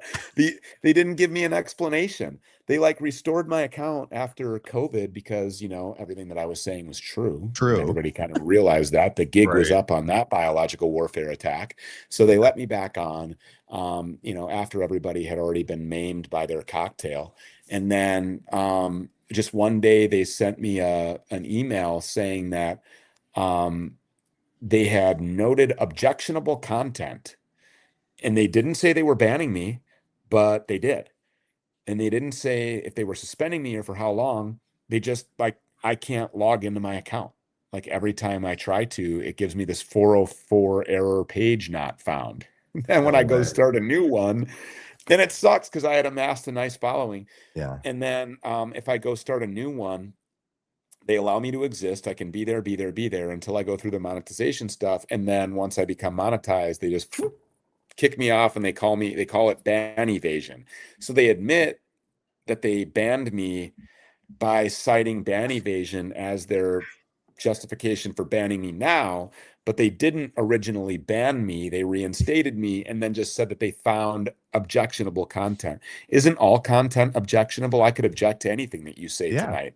Yeah. I mean, virtually everything is objectable. Somebody objects to everything that I've said. Somebody tonight. hates all this. Yeah. I mean, okay, well then turn the fucking channel. Excuse me. Sorry. I shouldn't talk like that. But man, I mean, so Oh, I have no idea what's going on with YouTube. But yeah, you're right. They shot themselves in the foot with that one. We could partner up. We could have a great thing going here, like totally free speech. We just disseminate all this information to everywhere. I mean, it would be wonderful. It would be euphoric. maybe someday. Maybe they'll learn. Thank you for this podcast. May God bless you all. Thank you so much, Alex. Based interview, Octavia M. Thank you. Here we go. We got God's Warrior. God bless you guys. The Holy Spirit is moving everywhere, the world, or everywhere in the world. The deepest gratitude for the truth in this fight. And I hope the world one day knows what you have sacrificed and fought for. God bless. Thank you. And then can each of you give your opinion about Erica's visit to Tucker recently? He then has completely backed off of talking about Charlie Kirk. I just learned about that today. Me too, on an X space. I just heard about that. And I guess so. I don't know if that's true. If it is in fact true, before I can give my opinion on it, I mean, I guess I need to learn a little bit more about it. Like the But if he context, has, right? yeah, I mean, like, was this an on video sit down? Like, is this Yeah, I don't something know. that's going to be like coming out? Was this for like the Tucker Carlson show? Is that what this was? Was this, what was this? Was that, yeah, I guess so. I would need to know a little bit more about it. But if he had the meeting and it was like he got outed for having the meeting, like it wasn't supposed to get out that he was having the secret meeting with Erica Kirk, and he has since not said a thing. And again, like I don't watch Tucker every day. I see clips if I know that he's talking about something that I'm interested in, like I'll go watch. I like him. I think he's super talented. The guy's a master of neurolinguistic programming, which probably comes with the territory of being adjacent to the agency for as long as he has, So yeah, I mean that's very curious. It definitely raises an eyebrow for me. I just don't know enough about it to really like make a judgment at this point. What about you, Matt?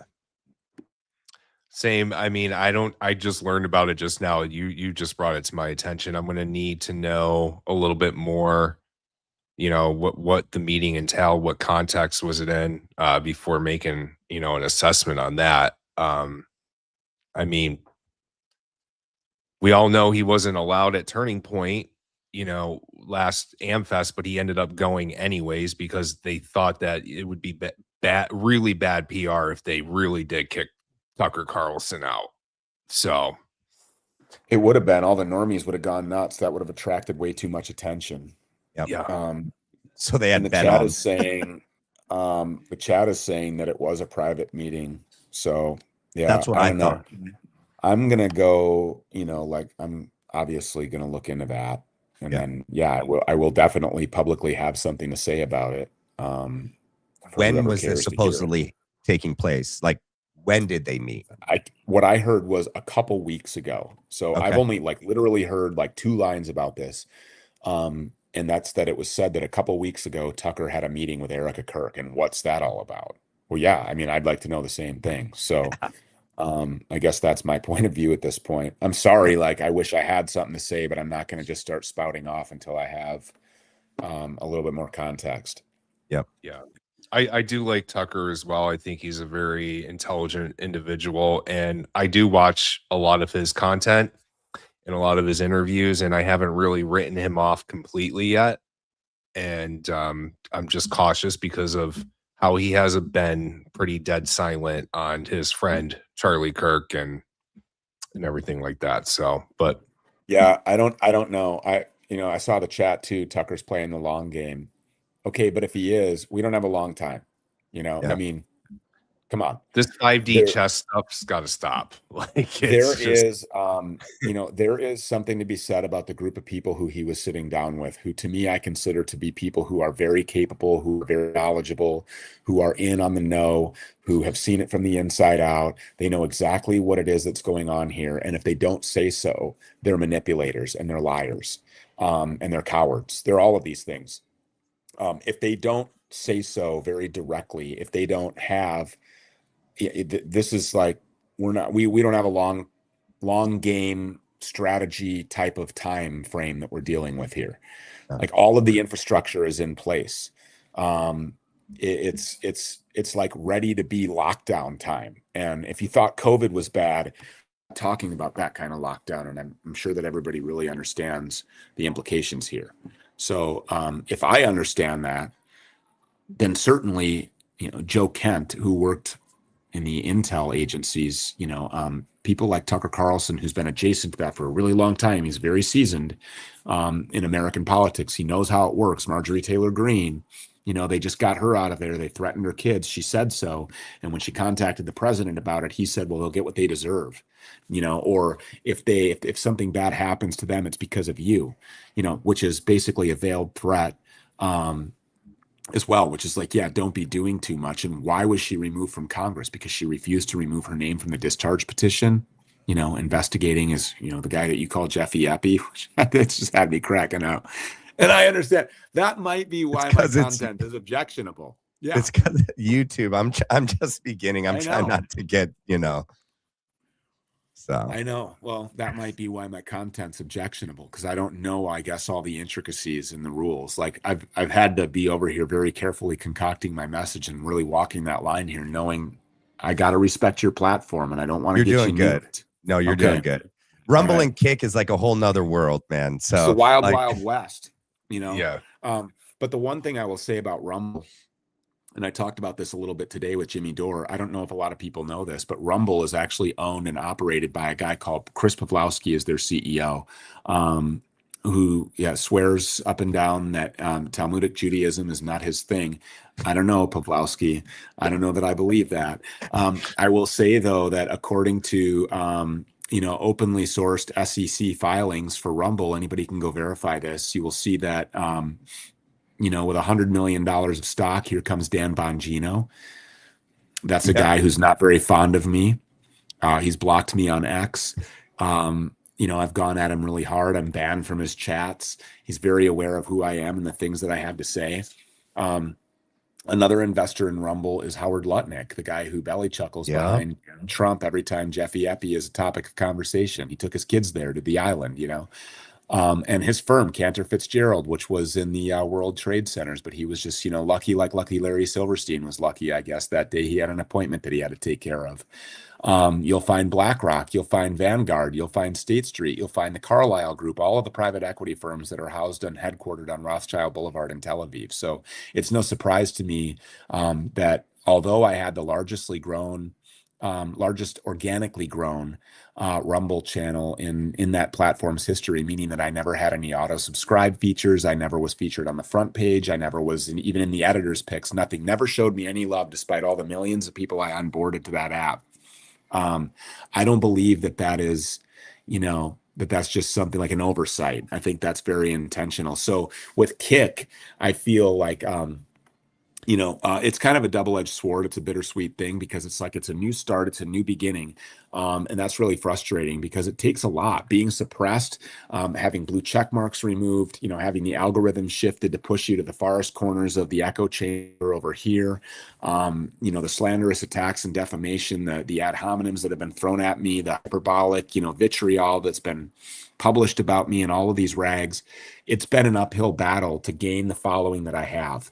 And to think that now, like I have to start all over on Kick, that's a little bit frustrating to watch it grow every day. The good news is that it is growing. I'm still on Rumble. I'm still on X. You'll still get the replays of my content there. But if you want it live at noon Eastern every day, you got to come over to Kick, and it's super easy to do. But this is a platform that actually really means it when they say free speech. They've got no stake in the game. No pun intended. They're owned by Stake, which is the largest online casino in the world. They're Australians. They don't give a damn about American politics. The people who own this don't. Not to say that Aussies aren't, like totally in tune to what's going on here, They because are, they live in Yeah. literally they live in a prison colony. I don't think that Yeah. ever really changed. I No, love my Aussies. No. Those guys are like real warriors. But anyway, so that's kind of a frustration. But again, I'm not going to bitch and complain. I'm just going to go through it and continue storming the gates of hell. So that's where, if people are wondering where to find me, I'm on Kick, Monday through Thursday at noon Eastern, and then on Fridays I take the day to just talk to my supporters. We do this like Zoom room roundtable at noon Eastern for the people who support us, because that's the only way that I can find monetization, is if my followers, the people who are right along, not even followers, like my brothers in arms that are right up alongside of me storming the gates of hell. Like, people are always like, I'd love to be in a foxhole with you, Stu. I'll be in a foxhole with you any day. Well, you won't find me there. I'm not going to be in a foxhole, because that would insinuate that I'm like ducking and diving for cover and trying to preserve myself and hiding. We're not doing that. Like, we're out here in the wide open. If you support that, stewpeters.tv, we do a lot of behind the scenes stuff, but that is, I had to move to like a supporter based platform, and we need more support. So if I can lure you in, stewpeters.tv, for $9 a month or $90 a year, you get a whole bunch of perks. We're giving away guns. We're doing all kinds of fun stuff over there, behind the scenes content, off the record segments. But it's my locals community, and locals has been really good to us. So I've got no complaints. It's just like I say, people will pay their Netflix groomers, they'll pay their Disney pedos, they'll pay their, Sling TV so that they can have propaganda slung into their living room. They'll pay their Hulu. But when it comes to like supporting guys like us, I just don't understand where the hesitation is. Yeah. And maybe YouTube's different. On YouTube, I think that viewership and the chats are always, they're just like polar opposite to the cesspit that you find over on places like Rumble and even on Kick. It's Right. it's the wild, wild west. I don't do mods either. That just kind of conflicts with, where I stand on free speech absolutism. Yeah. Yeah. So like, I open my phone lines every day. I get trolled on my phones. This Beardson Beardly guy who's like on video grooming little teenage girls on like Umingle or whatever it was. Like, these are the people who are spending an hour and a half on hold to troll me at the end of my show every day. Yeah. So like, fine, go ahead. Thanks for the call. But anyway, so that's where I'm at. If people want to find me, are there more super chats? Yeah. All right, Okay. sorry. Didn't mean to No, filibuster. You're good. Zero Had Ghost to get my phone. shill in though, just a short shill. You're good. And I'm going to show both. I don't have to do it while you're on, but after you guys hop off, I'm going to show everyone your different channels and direct people to your guys' sites. Zero Ghost Man, phones, thank you. of course, is another phone like you were talking about. It's got graphene iOS on it. It's a Pixel phone, but it's you can't be tracked, like not giving your data away. One of the most insightful psychoanalytical discussions we've heard yet. The truth may be dark, but we have Charlie's own words and convictions guiding us through this battle. He is very much with us. We appreciate the work you are all doing. Zero Ghost Privacy Phones. Thank you so much. Based, true. Question for Matt T. Were you at Turning Point when the Doge memo came out, and do you remember what the reaction inside was like to that memo? No, I was not. I was at Turning Point during the 2024 election cycle. And it was set September 2nd, 25. Yeah, 25. He was ran out of there because he's openly gay. They couldn't get compromat on him. Yeah, you got to be closet. And then you can Yes. And you have to have weird proclivities. That's how they can control you. So you could go undercover, Matt. You could go into the closet and then go undercover. Yeah. They never know what hit them. You could be a closeted double agent. I like that. We could do that. I'll have to stay away from the headquarters though in Arizona. I can send you some chapter. I'll send you some super hetero drip. Change up your whole steez. Be like, yeah, I left that whole lifestyle behind me. But you want to go out in the car quick? You want to go out in the, shh, don't tell anybody. You want to go out in the, come over to my house. Here's a shirtless picture. Like Robert Wallace. Well, Robert Wallace. Dude, I can't with that guy. Hold on, let me get through these because we still got a couple left. Benji took Charlie out because his reach and that he told him no twice. Planned operation to go wrong to take out TPUSA same time. TPUSA no choice other than go down because they signed the contract. Sometimes it's so hard for me to follow these when it's broken English. Thank you though for that, Snow. Is Nick a closeted double agent? No, he's an openly double agent. When somebody does a 180 like that. Oh, Fuentes. Yeah. Yes. I'm sorry. You're reading the super chats and I'm reacting to the freebies. So whatever, but Go ahead. Yeah, that's a right in the wide open agent, not even a double agent. Like, yeah, everything that I said, the entire way that I gained my following, the whole way that I made my platform, talking about these issues, I now believe something totally different. But you're in a cult, so you have to believe that now and do the mental gymnastics to try to justify to yourself how you've wasted the last decade of your life following all of the things that I told you were true, which I'm now telling you, just kidding, that was a head fake. I didn't mean any of it. Wasn't he at J6? Yeah. Yeah. That's a hard one to ignore. And I did. I'm guilty of looking the other way on that. I had collaborated with Nick. I thought that what Nick was saying was real. And at the time that I was collaborating with it, he was saying real stuff. He was he came after I went to InfoWars and sat down with Alex Jones in the now infamous crash out that he had where he was gaslighting and doodling and stomping and yelling and swearing. Nick came on with me to react to that interview. And I was like, do you think Alex took a deal? And he completely dressed Alex down on my show. And now he's his favorite, most frequented guest. And they're the Zionist buddies, Israel definitely didn't do anything. And Tyler Robinson is definitely guilty. Okay. But you're crazy because you notice. I'm a low IQ guy. Yeah. I won't say the word because, YouTube. Yeah. I keep wondering why the sloppers keep saying VK. What's VK? VK probably a mistype CK. Okay, because CK. V is right next to the C on an American keyboard. It is. You're right. All right. VK was killed by furry trans. Tyler Robinson was clearly not trans or a furry. It's Lance, and even that is questionable. I don't even think Lance was a trans or a furry. No. I don't even know. Honestly, I don't even know if Tyler Robinson exists.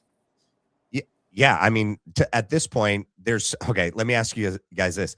What information is out there that they were even ask where's the source that tells you that they were in a gay, furry, trans relationship? It all comes from the official authorities that have been lying to us about everything. We don't have any proof that they were even roommates, that they were in a gay relationship, that he was even transitioning to be trans. I think we've seen 5, maybe 6 different Lance Twiggses. They're not all the same. At least the Lance Twiggs that I see is, in my opinion, has all the hallmarks of a federal asset and an operative. Yes. And like I said on this show before, I think it was with you guys where I said, there were people waiting for him. Who were they? This is very clearly an op. Lance Twiggs is part of it. His DNA is more prevalent than Tyler Robinson's, yet he only meets with the feds twice and then he's granted immunity. I don't know what else to tell you. The guy is, in my opinion, it looks to me like from where I sit, he's 100% a fed.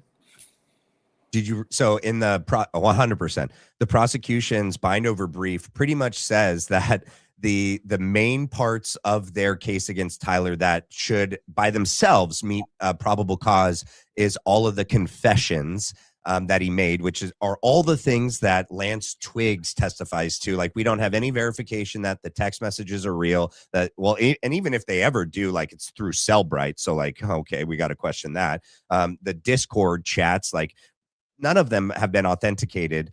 Then the stupid letter that was handwritten, but then it was burned, but not thrown away or not flushed down the toilet, but just enough to prove. And he took a picture of it and then Tyler came home and confessed to him after pulling this off, and then he tested. Like, it's all Lance Twigs, in my opinion.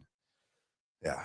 Oh, by the way, Stu needs to go on Mario Nafal's podcast. Yeah, everybody here go over to Mario Nafal's account and say, hey, we know that you invited Stu Peters to be on your podcast a long time ago, and then you pulled your invitation at the last minute because of scheduling conflicts. Have you had the opportunity to reschedule that yet? Because I think that would be a really great conversation. But again, I think a guy like Mario Nafal, who is obviously being boosted by Elon Musk, who's obviously a part of a clique. He sits at a lunch table that I'm not invited to sit down at.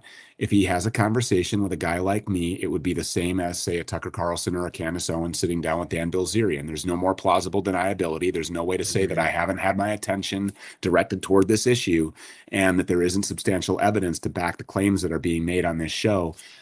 So I have to agree with it. And that at that point, it's like, well, so whatever happens to his monetization, I guess, happens at that point. But if he chooses to continue, fence riding after that, then he again becomes irrelevant. Nobody listens to you. How can anybody take you seriously if you have a real, open, candid, honest conversation about these issues and then you choose to ignore them and the other direction and continue propping up a two-party system of governance in this country? Like, that's because you want to be a part of it. You want access to the power brokers. You want to rub elbows with these people. You want to hobnob with these people. You want the shekels, all of this stuff. It's self-preservationism. Yeah. And that's what we see with Andrew Colvett, Blake Knapp, and what's his name? Jack Posobiec, Graham Allen. I mean, much worse. Like, I think that they're really evil, I think those people are just genuinely evil people who've done a whole lot worse than Mario Nafal, just kind of turning a blind eye to this stuff for his own sustainability. But yeah, no, everybody should go over to Mario Nafal's inbox on X as soon as you're done with the Black Line brief and just remind him in his DMs that he had a scheduling conflict that needs to be resolved. He used to work at InfoWars, right? I'm not even sure. I don't know. Oh, okay. I thought he did. All right. I'll look Maybe. that up. Okay. Will someone false flag a nuke attack? You know who? I don't know. They don't even have to false flag it. They have the Samson option. Read about it. That's true. Thank you for being so genuine and fair, Matt. God bless you and your family. Thank you, XX Murdex. Let me see. Thank you, Matt and Stu. The real deal. He's it. Let me see if we got ones that are questions. Would be cool to get Stu and Matt ×2 on the BLB on X after space. Just saying. It's like 3 hours later where you're at. You're in Minneapolis, right?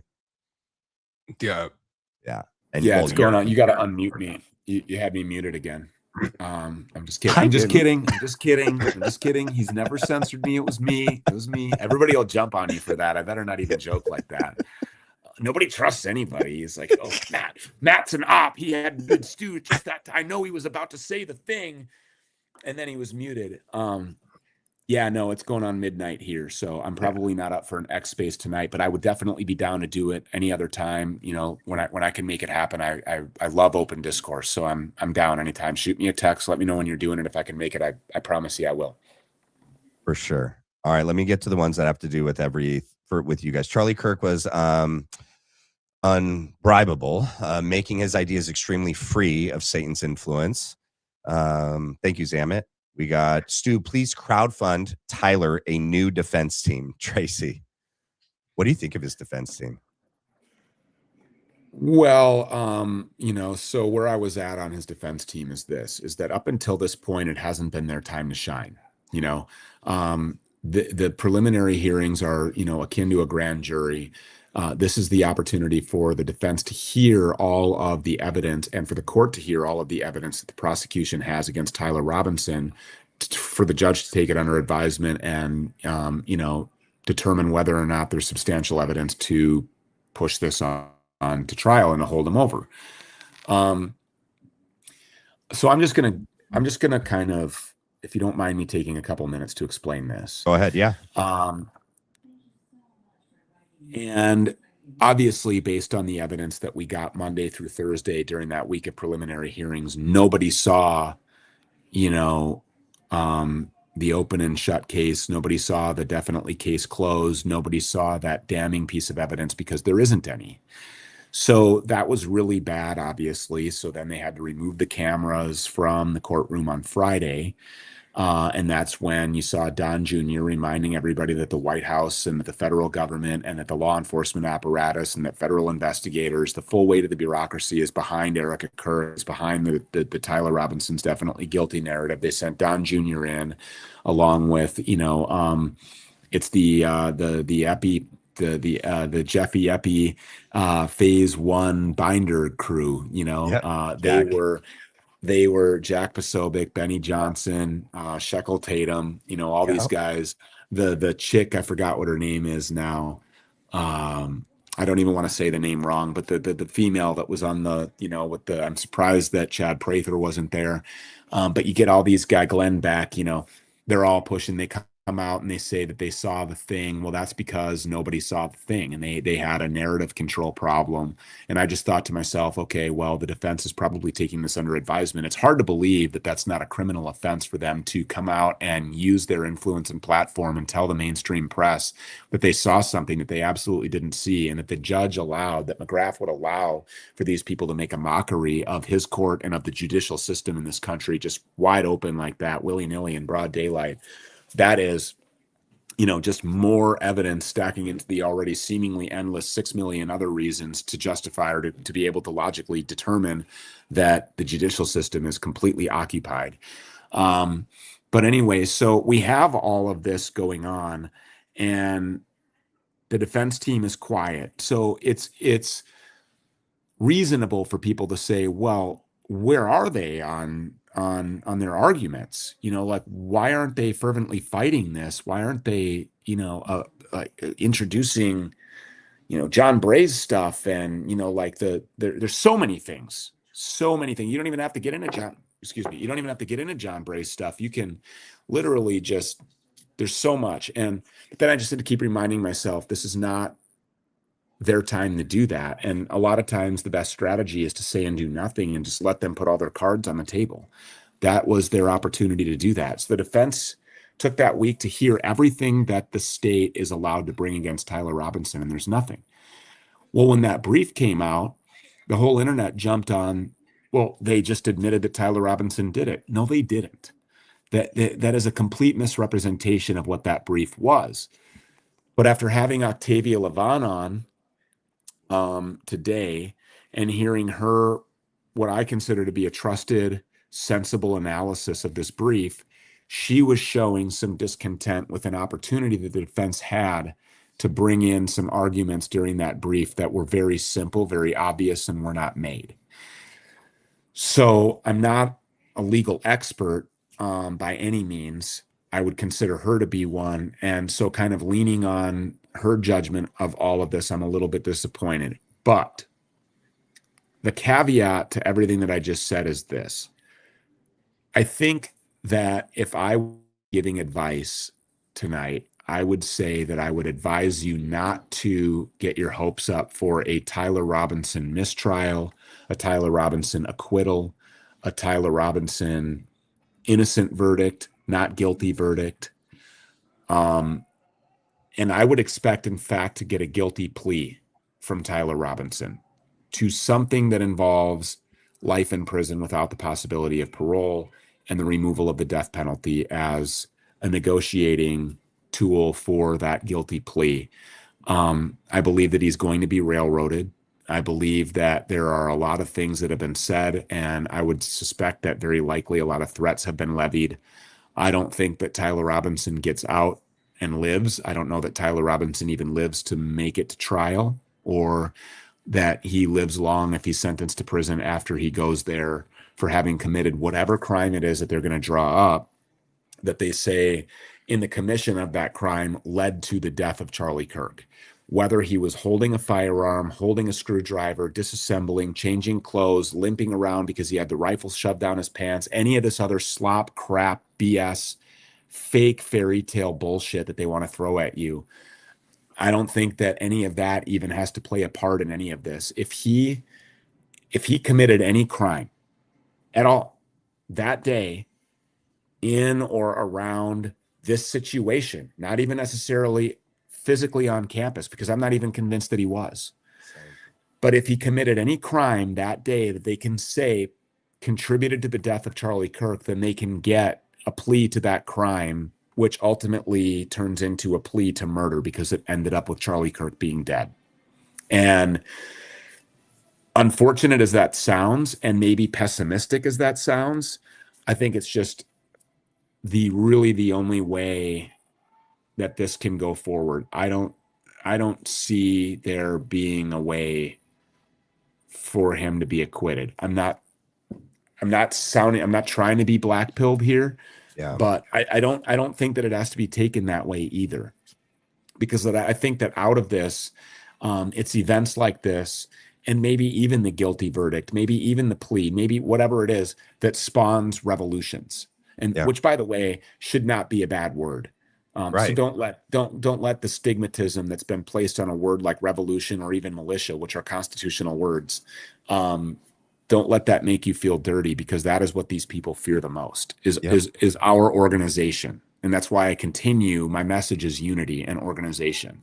But I think that if anybody has their hopes up that, like, no matter how the debate goes tomorrow, no matter how the trial goes, no matter what evidence comes to light, no matter how much data or banks of data or, the mountains of evidence that suggests something else happened that day, no matter what theory you ultimately subscribe to, doesn't matter. Because what I keep trying to say is that it's not incumbent upon us to come up with a definitive theory and prove it. Because how are you going to do that in the court of public opinion? Well, they'll still be able to write you off and say, well, that was never even heard by law enforcement. That was never even investigated. That was just some kooky off the wall conspiracy crap that people were throwing at the wall to see what sticks. No matter what you bring, asking these people to investigate this, I mean, you can't even get these people to answer to it. Andrew Colvett, why were you being Google image searched on Fort Huachuca in your capacity as a Johnny Moore affiliate with Cairo? So at the same time that, Cliff Sims was being Google searched for his attachment to Kairos, and why are you all funded by Miriam Adelson? Well, the way that they respond to that is by blocking you on X and posting a 20-year-old booking photo as if that's some sort of a flex. They just don't have to answer because they know they have the full weight of the bureaucracy behind them, and that bureaucracy is responsible. Those are the people, the positions are filled by people who are compromised and whose job it is to investigate people like Erica Kirk, Andrew Colvett, Blake Neff for their involvement in a plot or not plot to assassinate Charlie Kirk, whether they were involved or not involved. It's incumbent upon the people who are in these positions of power to do that, and these people are compromised. So to have any kind of faith in a system that full well is occupied is, again, gaslighting yourself, holding on to some kind of hopium that we live inside of a system that possesses any redeemable qualities. And it's my opinion that we just don't, that system needs to be abolished and torn down. Yep. And completely replaced with a system that is representative of the people. And the only Yep. way that happens is if the people actually install that system. Some guy on a white horse is not going to ride in. I think we've all learned that lesson multiple times over and over again, at least in the 4 decades that I've been, like a person who's able to logically reason. I don't see any redeemable qualities. So I just don't want people, and I wanted to take the time to explain that because that's where I'm at. It's not like I don't think that Tyler Robinson is guilty. I don't think that Tyler Robinson shot Charlie Kirk or even that he knowingly was a part of any kind of plan to do that. But remember that we live in the day of show me the man, I'll show you the crime. We live in a day of, Michael Jackson can be perceived as a PDF file for the rest of his life while people completely write off his talent and music catalog while Rabbi Shmuley is right up next to him. And the next thing you know, he's dead. Yeah. We live in a world where people like Princess Diana can get into a vehicle and be run into a bridge embankment at 70 miles an hour and nobody asks any questions, where planes fall out of the sky and people die. People who were saying things that probably weren't well digested by the power brokers who really control the current system that needs to be torn down completely, eradicated. And the only way that happens is, when these people are held to account. They don't care that you bitch and complain. They don't care that we're on the internet talking about their plans and exposing them because they're doing it all right in the wide open. In fact, Jimmy Dore sent me an article earlier that's in the Wayback Machine.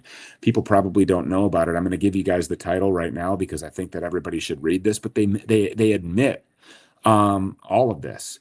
And the article that he sent me, he was like, "Hey, have you seen this?" Here it is. The name of the article, and this was written in the Times of Israel, but the headline is Jews, capital Do, Control the Media. And this was published in the Times of Israel, and it was written by a Jewish man called Elad Nahorai, who is a writer living in Crown Heights, Brooklyn, one of the few places in our country that does not have flock cameras.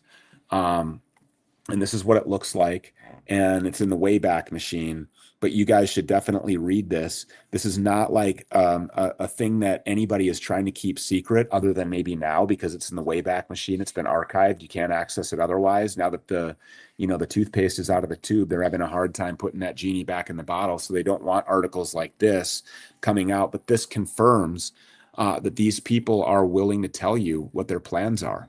And that they're not ashamed of it, and that they actually feel that they were chosen thousands of years ago to do all of this. This is a spiritual crusade for them. So I remind people, this is a spiritual battlefield.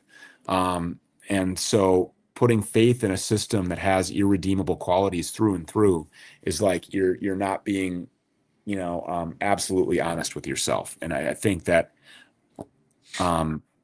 honesty, absolutism is what I'm all about right now, whether it's uncomfortable or not. These are the conversations we have to be having, because if we're not operating from a position of 100% bare naked honesty and truth, then the feeling that we're going to accomplish anything or seize any territory on an offensive move is highly unlikely. Yep. We have to be honest. Yep, brutally honest. I just want to say thank you guys so much for coming on today. You guys are awesome. Hopefully we get to do this again sometime, schedules permitting. So, but yeah, thank you guys so much. If Matt, do you have anything you want to say before you hop off? No, it's been a long day. I think I was able to get some points across tonight, and definitely did on Stu's show this afternoon. So yeah. Cool. Yeah.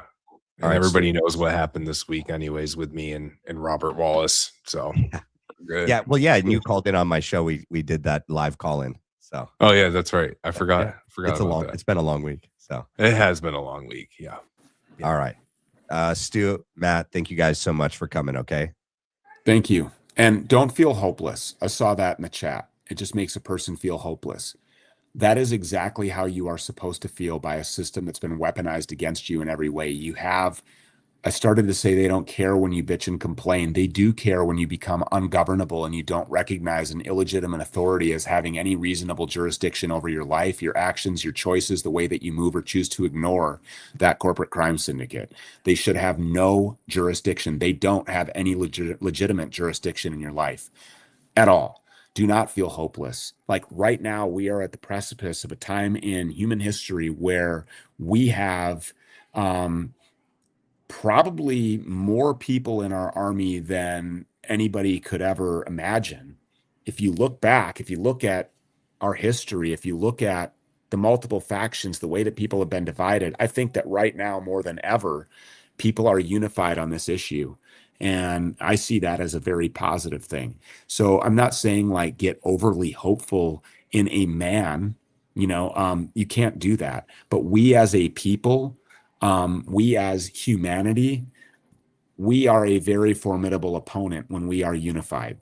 So encourage unity and optimism, and encourage others to be brave and grab the sword and storm the gates of hell. Don't be quiet.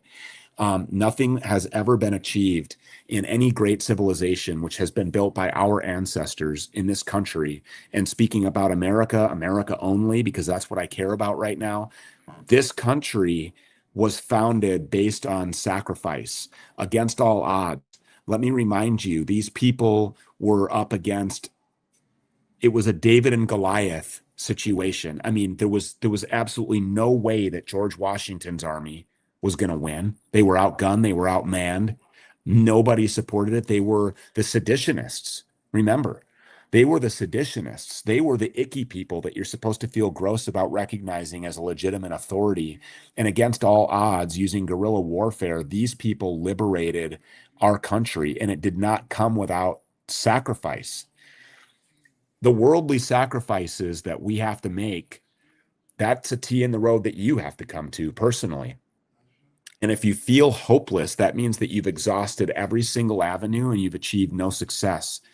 If that avenue came without personal sacrifice, then you didn't explore all of your options and you're not doing your part. You're not pulling your weight. And that's just tough love. That's brother to brother. That's just being bare naked honest. You have to realize that the only way that we make this forward is by sacrifice. I'm willing to lead the way on that. And I've got a pretty good proven track record for doing that. And I think guys like Matt and Matt have proven as well. They're willing to sacrifice. Matt Tucci, you moved across the country. You started speaking out. I wish that everybody at Turning Point would do the same thing and follow your lead. And I don't know why, aside from Baron Coleman and maybe Matt Blackline and myself, I don't know of straight men in this country that are really grabbing a hold of their nuts right now. It seems to me that right now, and I don't mean any disrespect to women, but when you talk about people like Anna Escobar and the Leah Files and Allie Files and Candace Owens and Matt, it's like gay dudes and women have more balls than most men in our country right now. And I wish more guys would be as brave as you are. So don't be hopeless. Like this is the time to be on fire. This is the time to, this is the time to feel empowered. Like we have the information that we need, and we have the numbers, and we have morality and the truth on our side. Like no matter what happens in the matrix, like don't let any of that drag you down. Like we are living in extraordinary times, and everybody here should be very blessed to be alive and a part of this right now, no matter what your role in it is. So that's my closing. And thank you so much for having me. I appreciate it. It was a great conversation. I'll do it again. Awesome. Thank you, Stu. All right, Matt. Thank you so much. Thank you. Yep. Thank you, guys. Bye, you guys. Bye. All right, you guys. I am going to finish up what we have up here. I need to go back because I had to skip like the GIFs so I could get to the chats that had to do with like Stu and Matt. Let me make sure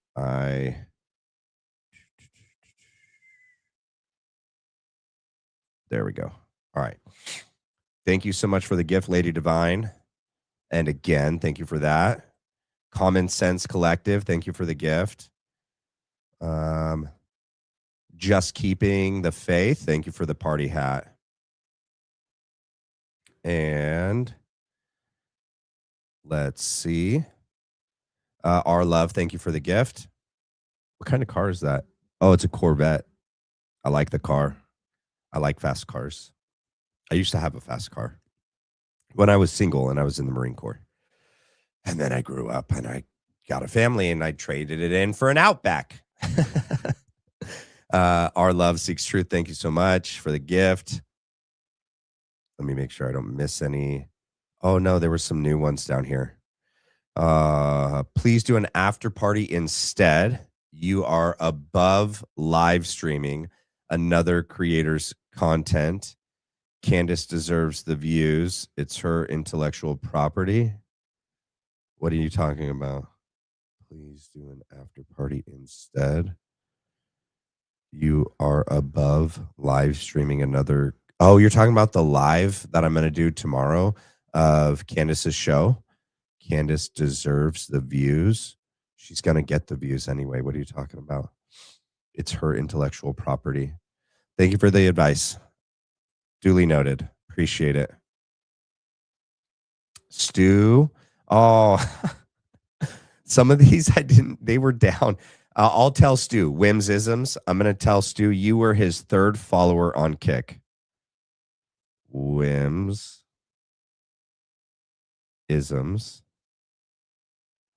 Underscore 1776. I like that. Third follower on Kick. I'm going to send him that. All righty.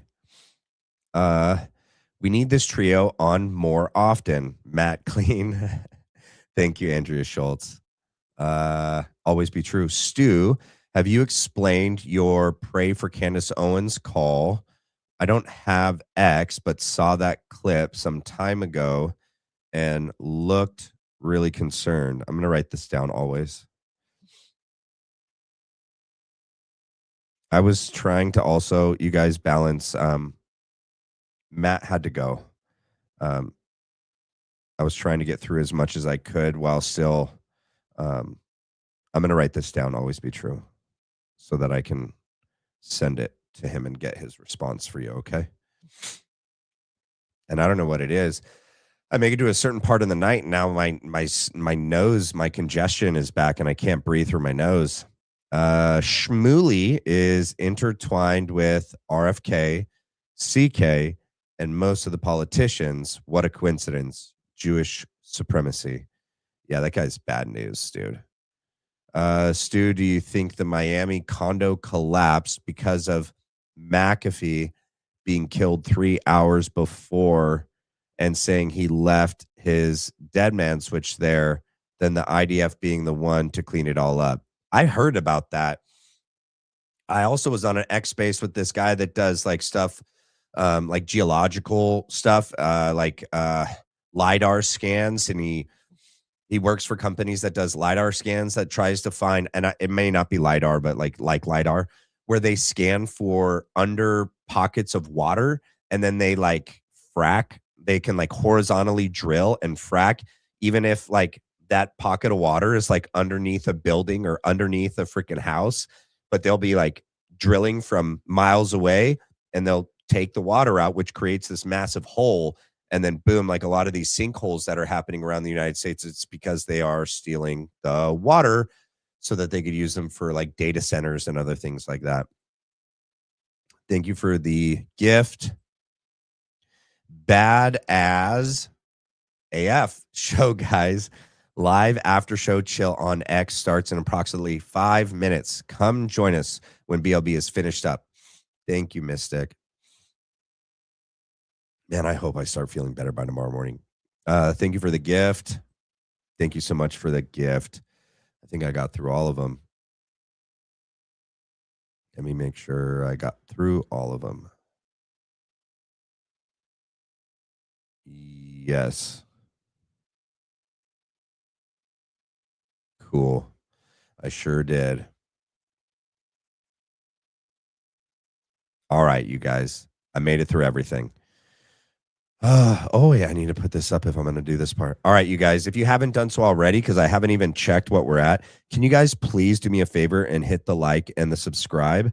It is how you can help support this channel for free. And it is the best way to help support the channel. We had 1,500 people here. We have 788 likes. That's still good, but holy smokes, that's half. Wait, maybe half of these people aren't viewing on my show. Maybe half are viewing on X. Oh, okay. We have 898 here. That means 100 could still hit the like. 100 of you could still hit the like. I mean, that's totally doable. That's totally doable. All right. Well, if you do, I appreciate it. And also, if you write a comment or put an emoji in underneath the video after it posts, and you can hype the video for free, those are free ways to help support the channel. I really appreciate it. You know, all of what I do here is based on what I can, what you guys donate, and, what little YouTube gives to us in the end. So every little bit helps. So I appreciate it. I know some people hate it when I ask to hit the like and hit the subscribe. It's just one of the things you got to do, trying to keep this up and running. So it is what it is. All right. Oh, we got one more that came in. Great show tonight. Thank you, John. Wait, John. Is that John? Like Southern John? Is that Southern John? If you can write a comment in just the, oh, thank you, Theo. You just subscribed. I appreciate it. Yeah, it's crazy when I'll look at the analytics for the last 28 days. It'll tell you like how many people watch your show. And out of how many people watch your show, how many people are subscribed and how many people like it. And I'm shocked at how few people subscribe but watch all the time. I don't know. I don't understand that. A lot of people watch, but they don't subscribe. And all right. I guess they like it, or they're just watching for some, I don't know. Is NZ? Wait, it's got a dollar sign though. Is that New Zealand or is that money? Usually if it's foreign money, it has a different symbol. Thank you, my Wade. We got another one here. Whimsisms. That was incredibly sweet of you. That's why I'm a diehard supporter of yours. You are such a breath of fresh air, and I love that you're God-centric. Thank you, Whimsisms. I appreciate it. Well, I value your guys' time and money, so I appreciate you guys too so much. Man, I've been eating these Zycam like it's freaking Tic Tacs, and it's not doing anything. But I'm also doing all those other things that you guys have told me to do. And I pounded this whole thing, and I definitely feel better. I'm not coughing every 10 seconds like I was the other night. But nonetheless, it's like, you know how like your cold can evolve, right? And it's like, oh, that symptom goes away, but now the other symptoms are worse. So like my throat feels a lot better, but now like my congestion and my headache is like way bigger, way worse. So I'm going to go and try to get some sleep. Try a humidifier while you sleep. I will. Local honey. Allergies? I don't think it's allergies. I mean, I usually don't have allergies, but I think it's connected to this whole like ear, nose, and throat colds, that I've got dealing with. But if you take more than 75 milligrams of zinc a day, you get worse. Wait, is this zinc? Is Zycam zinc? Oil and oregano. Don't buy honey out of the store. Find your local area. I will.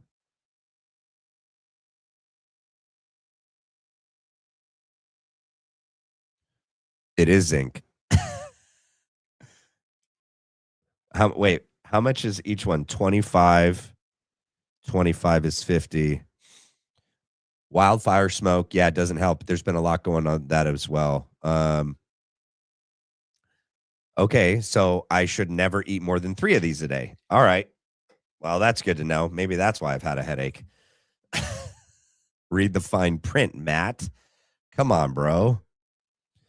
May Wade, thank you.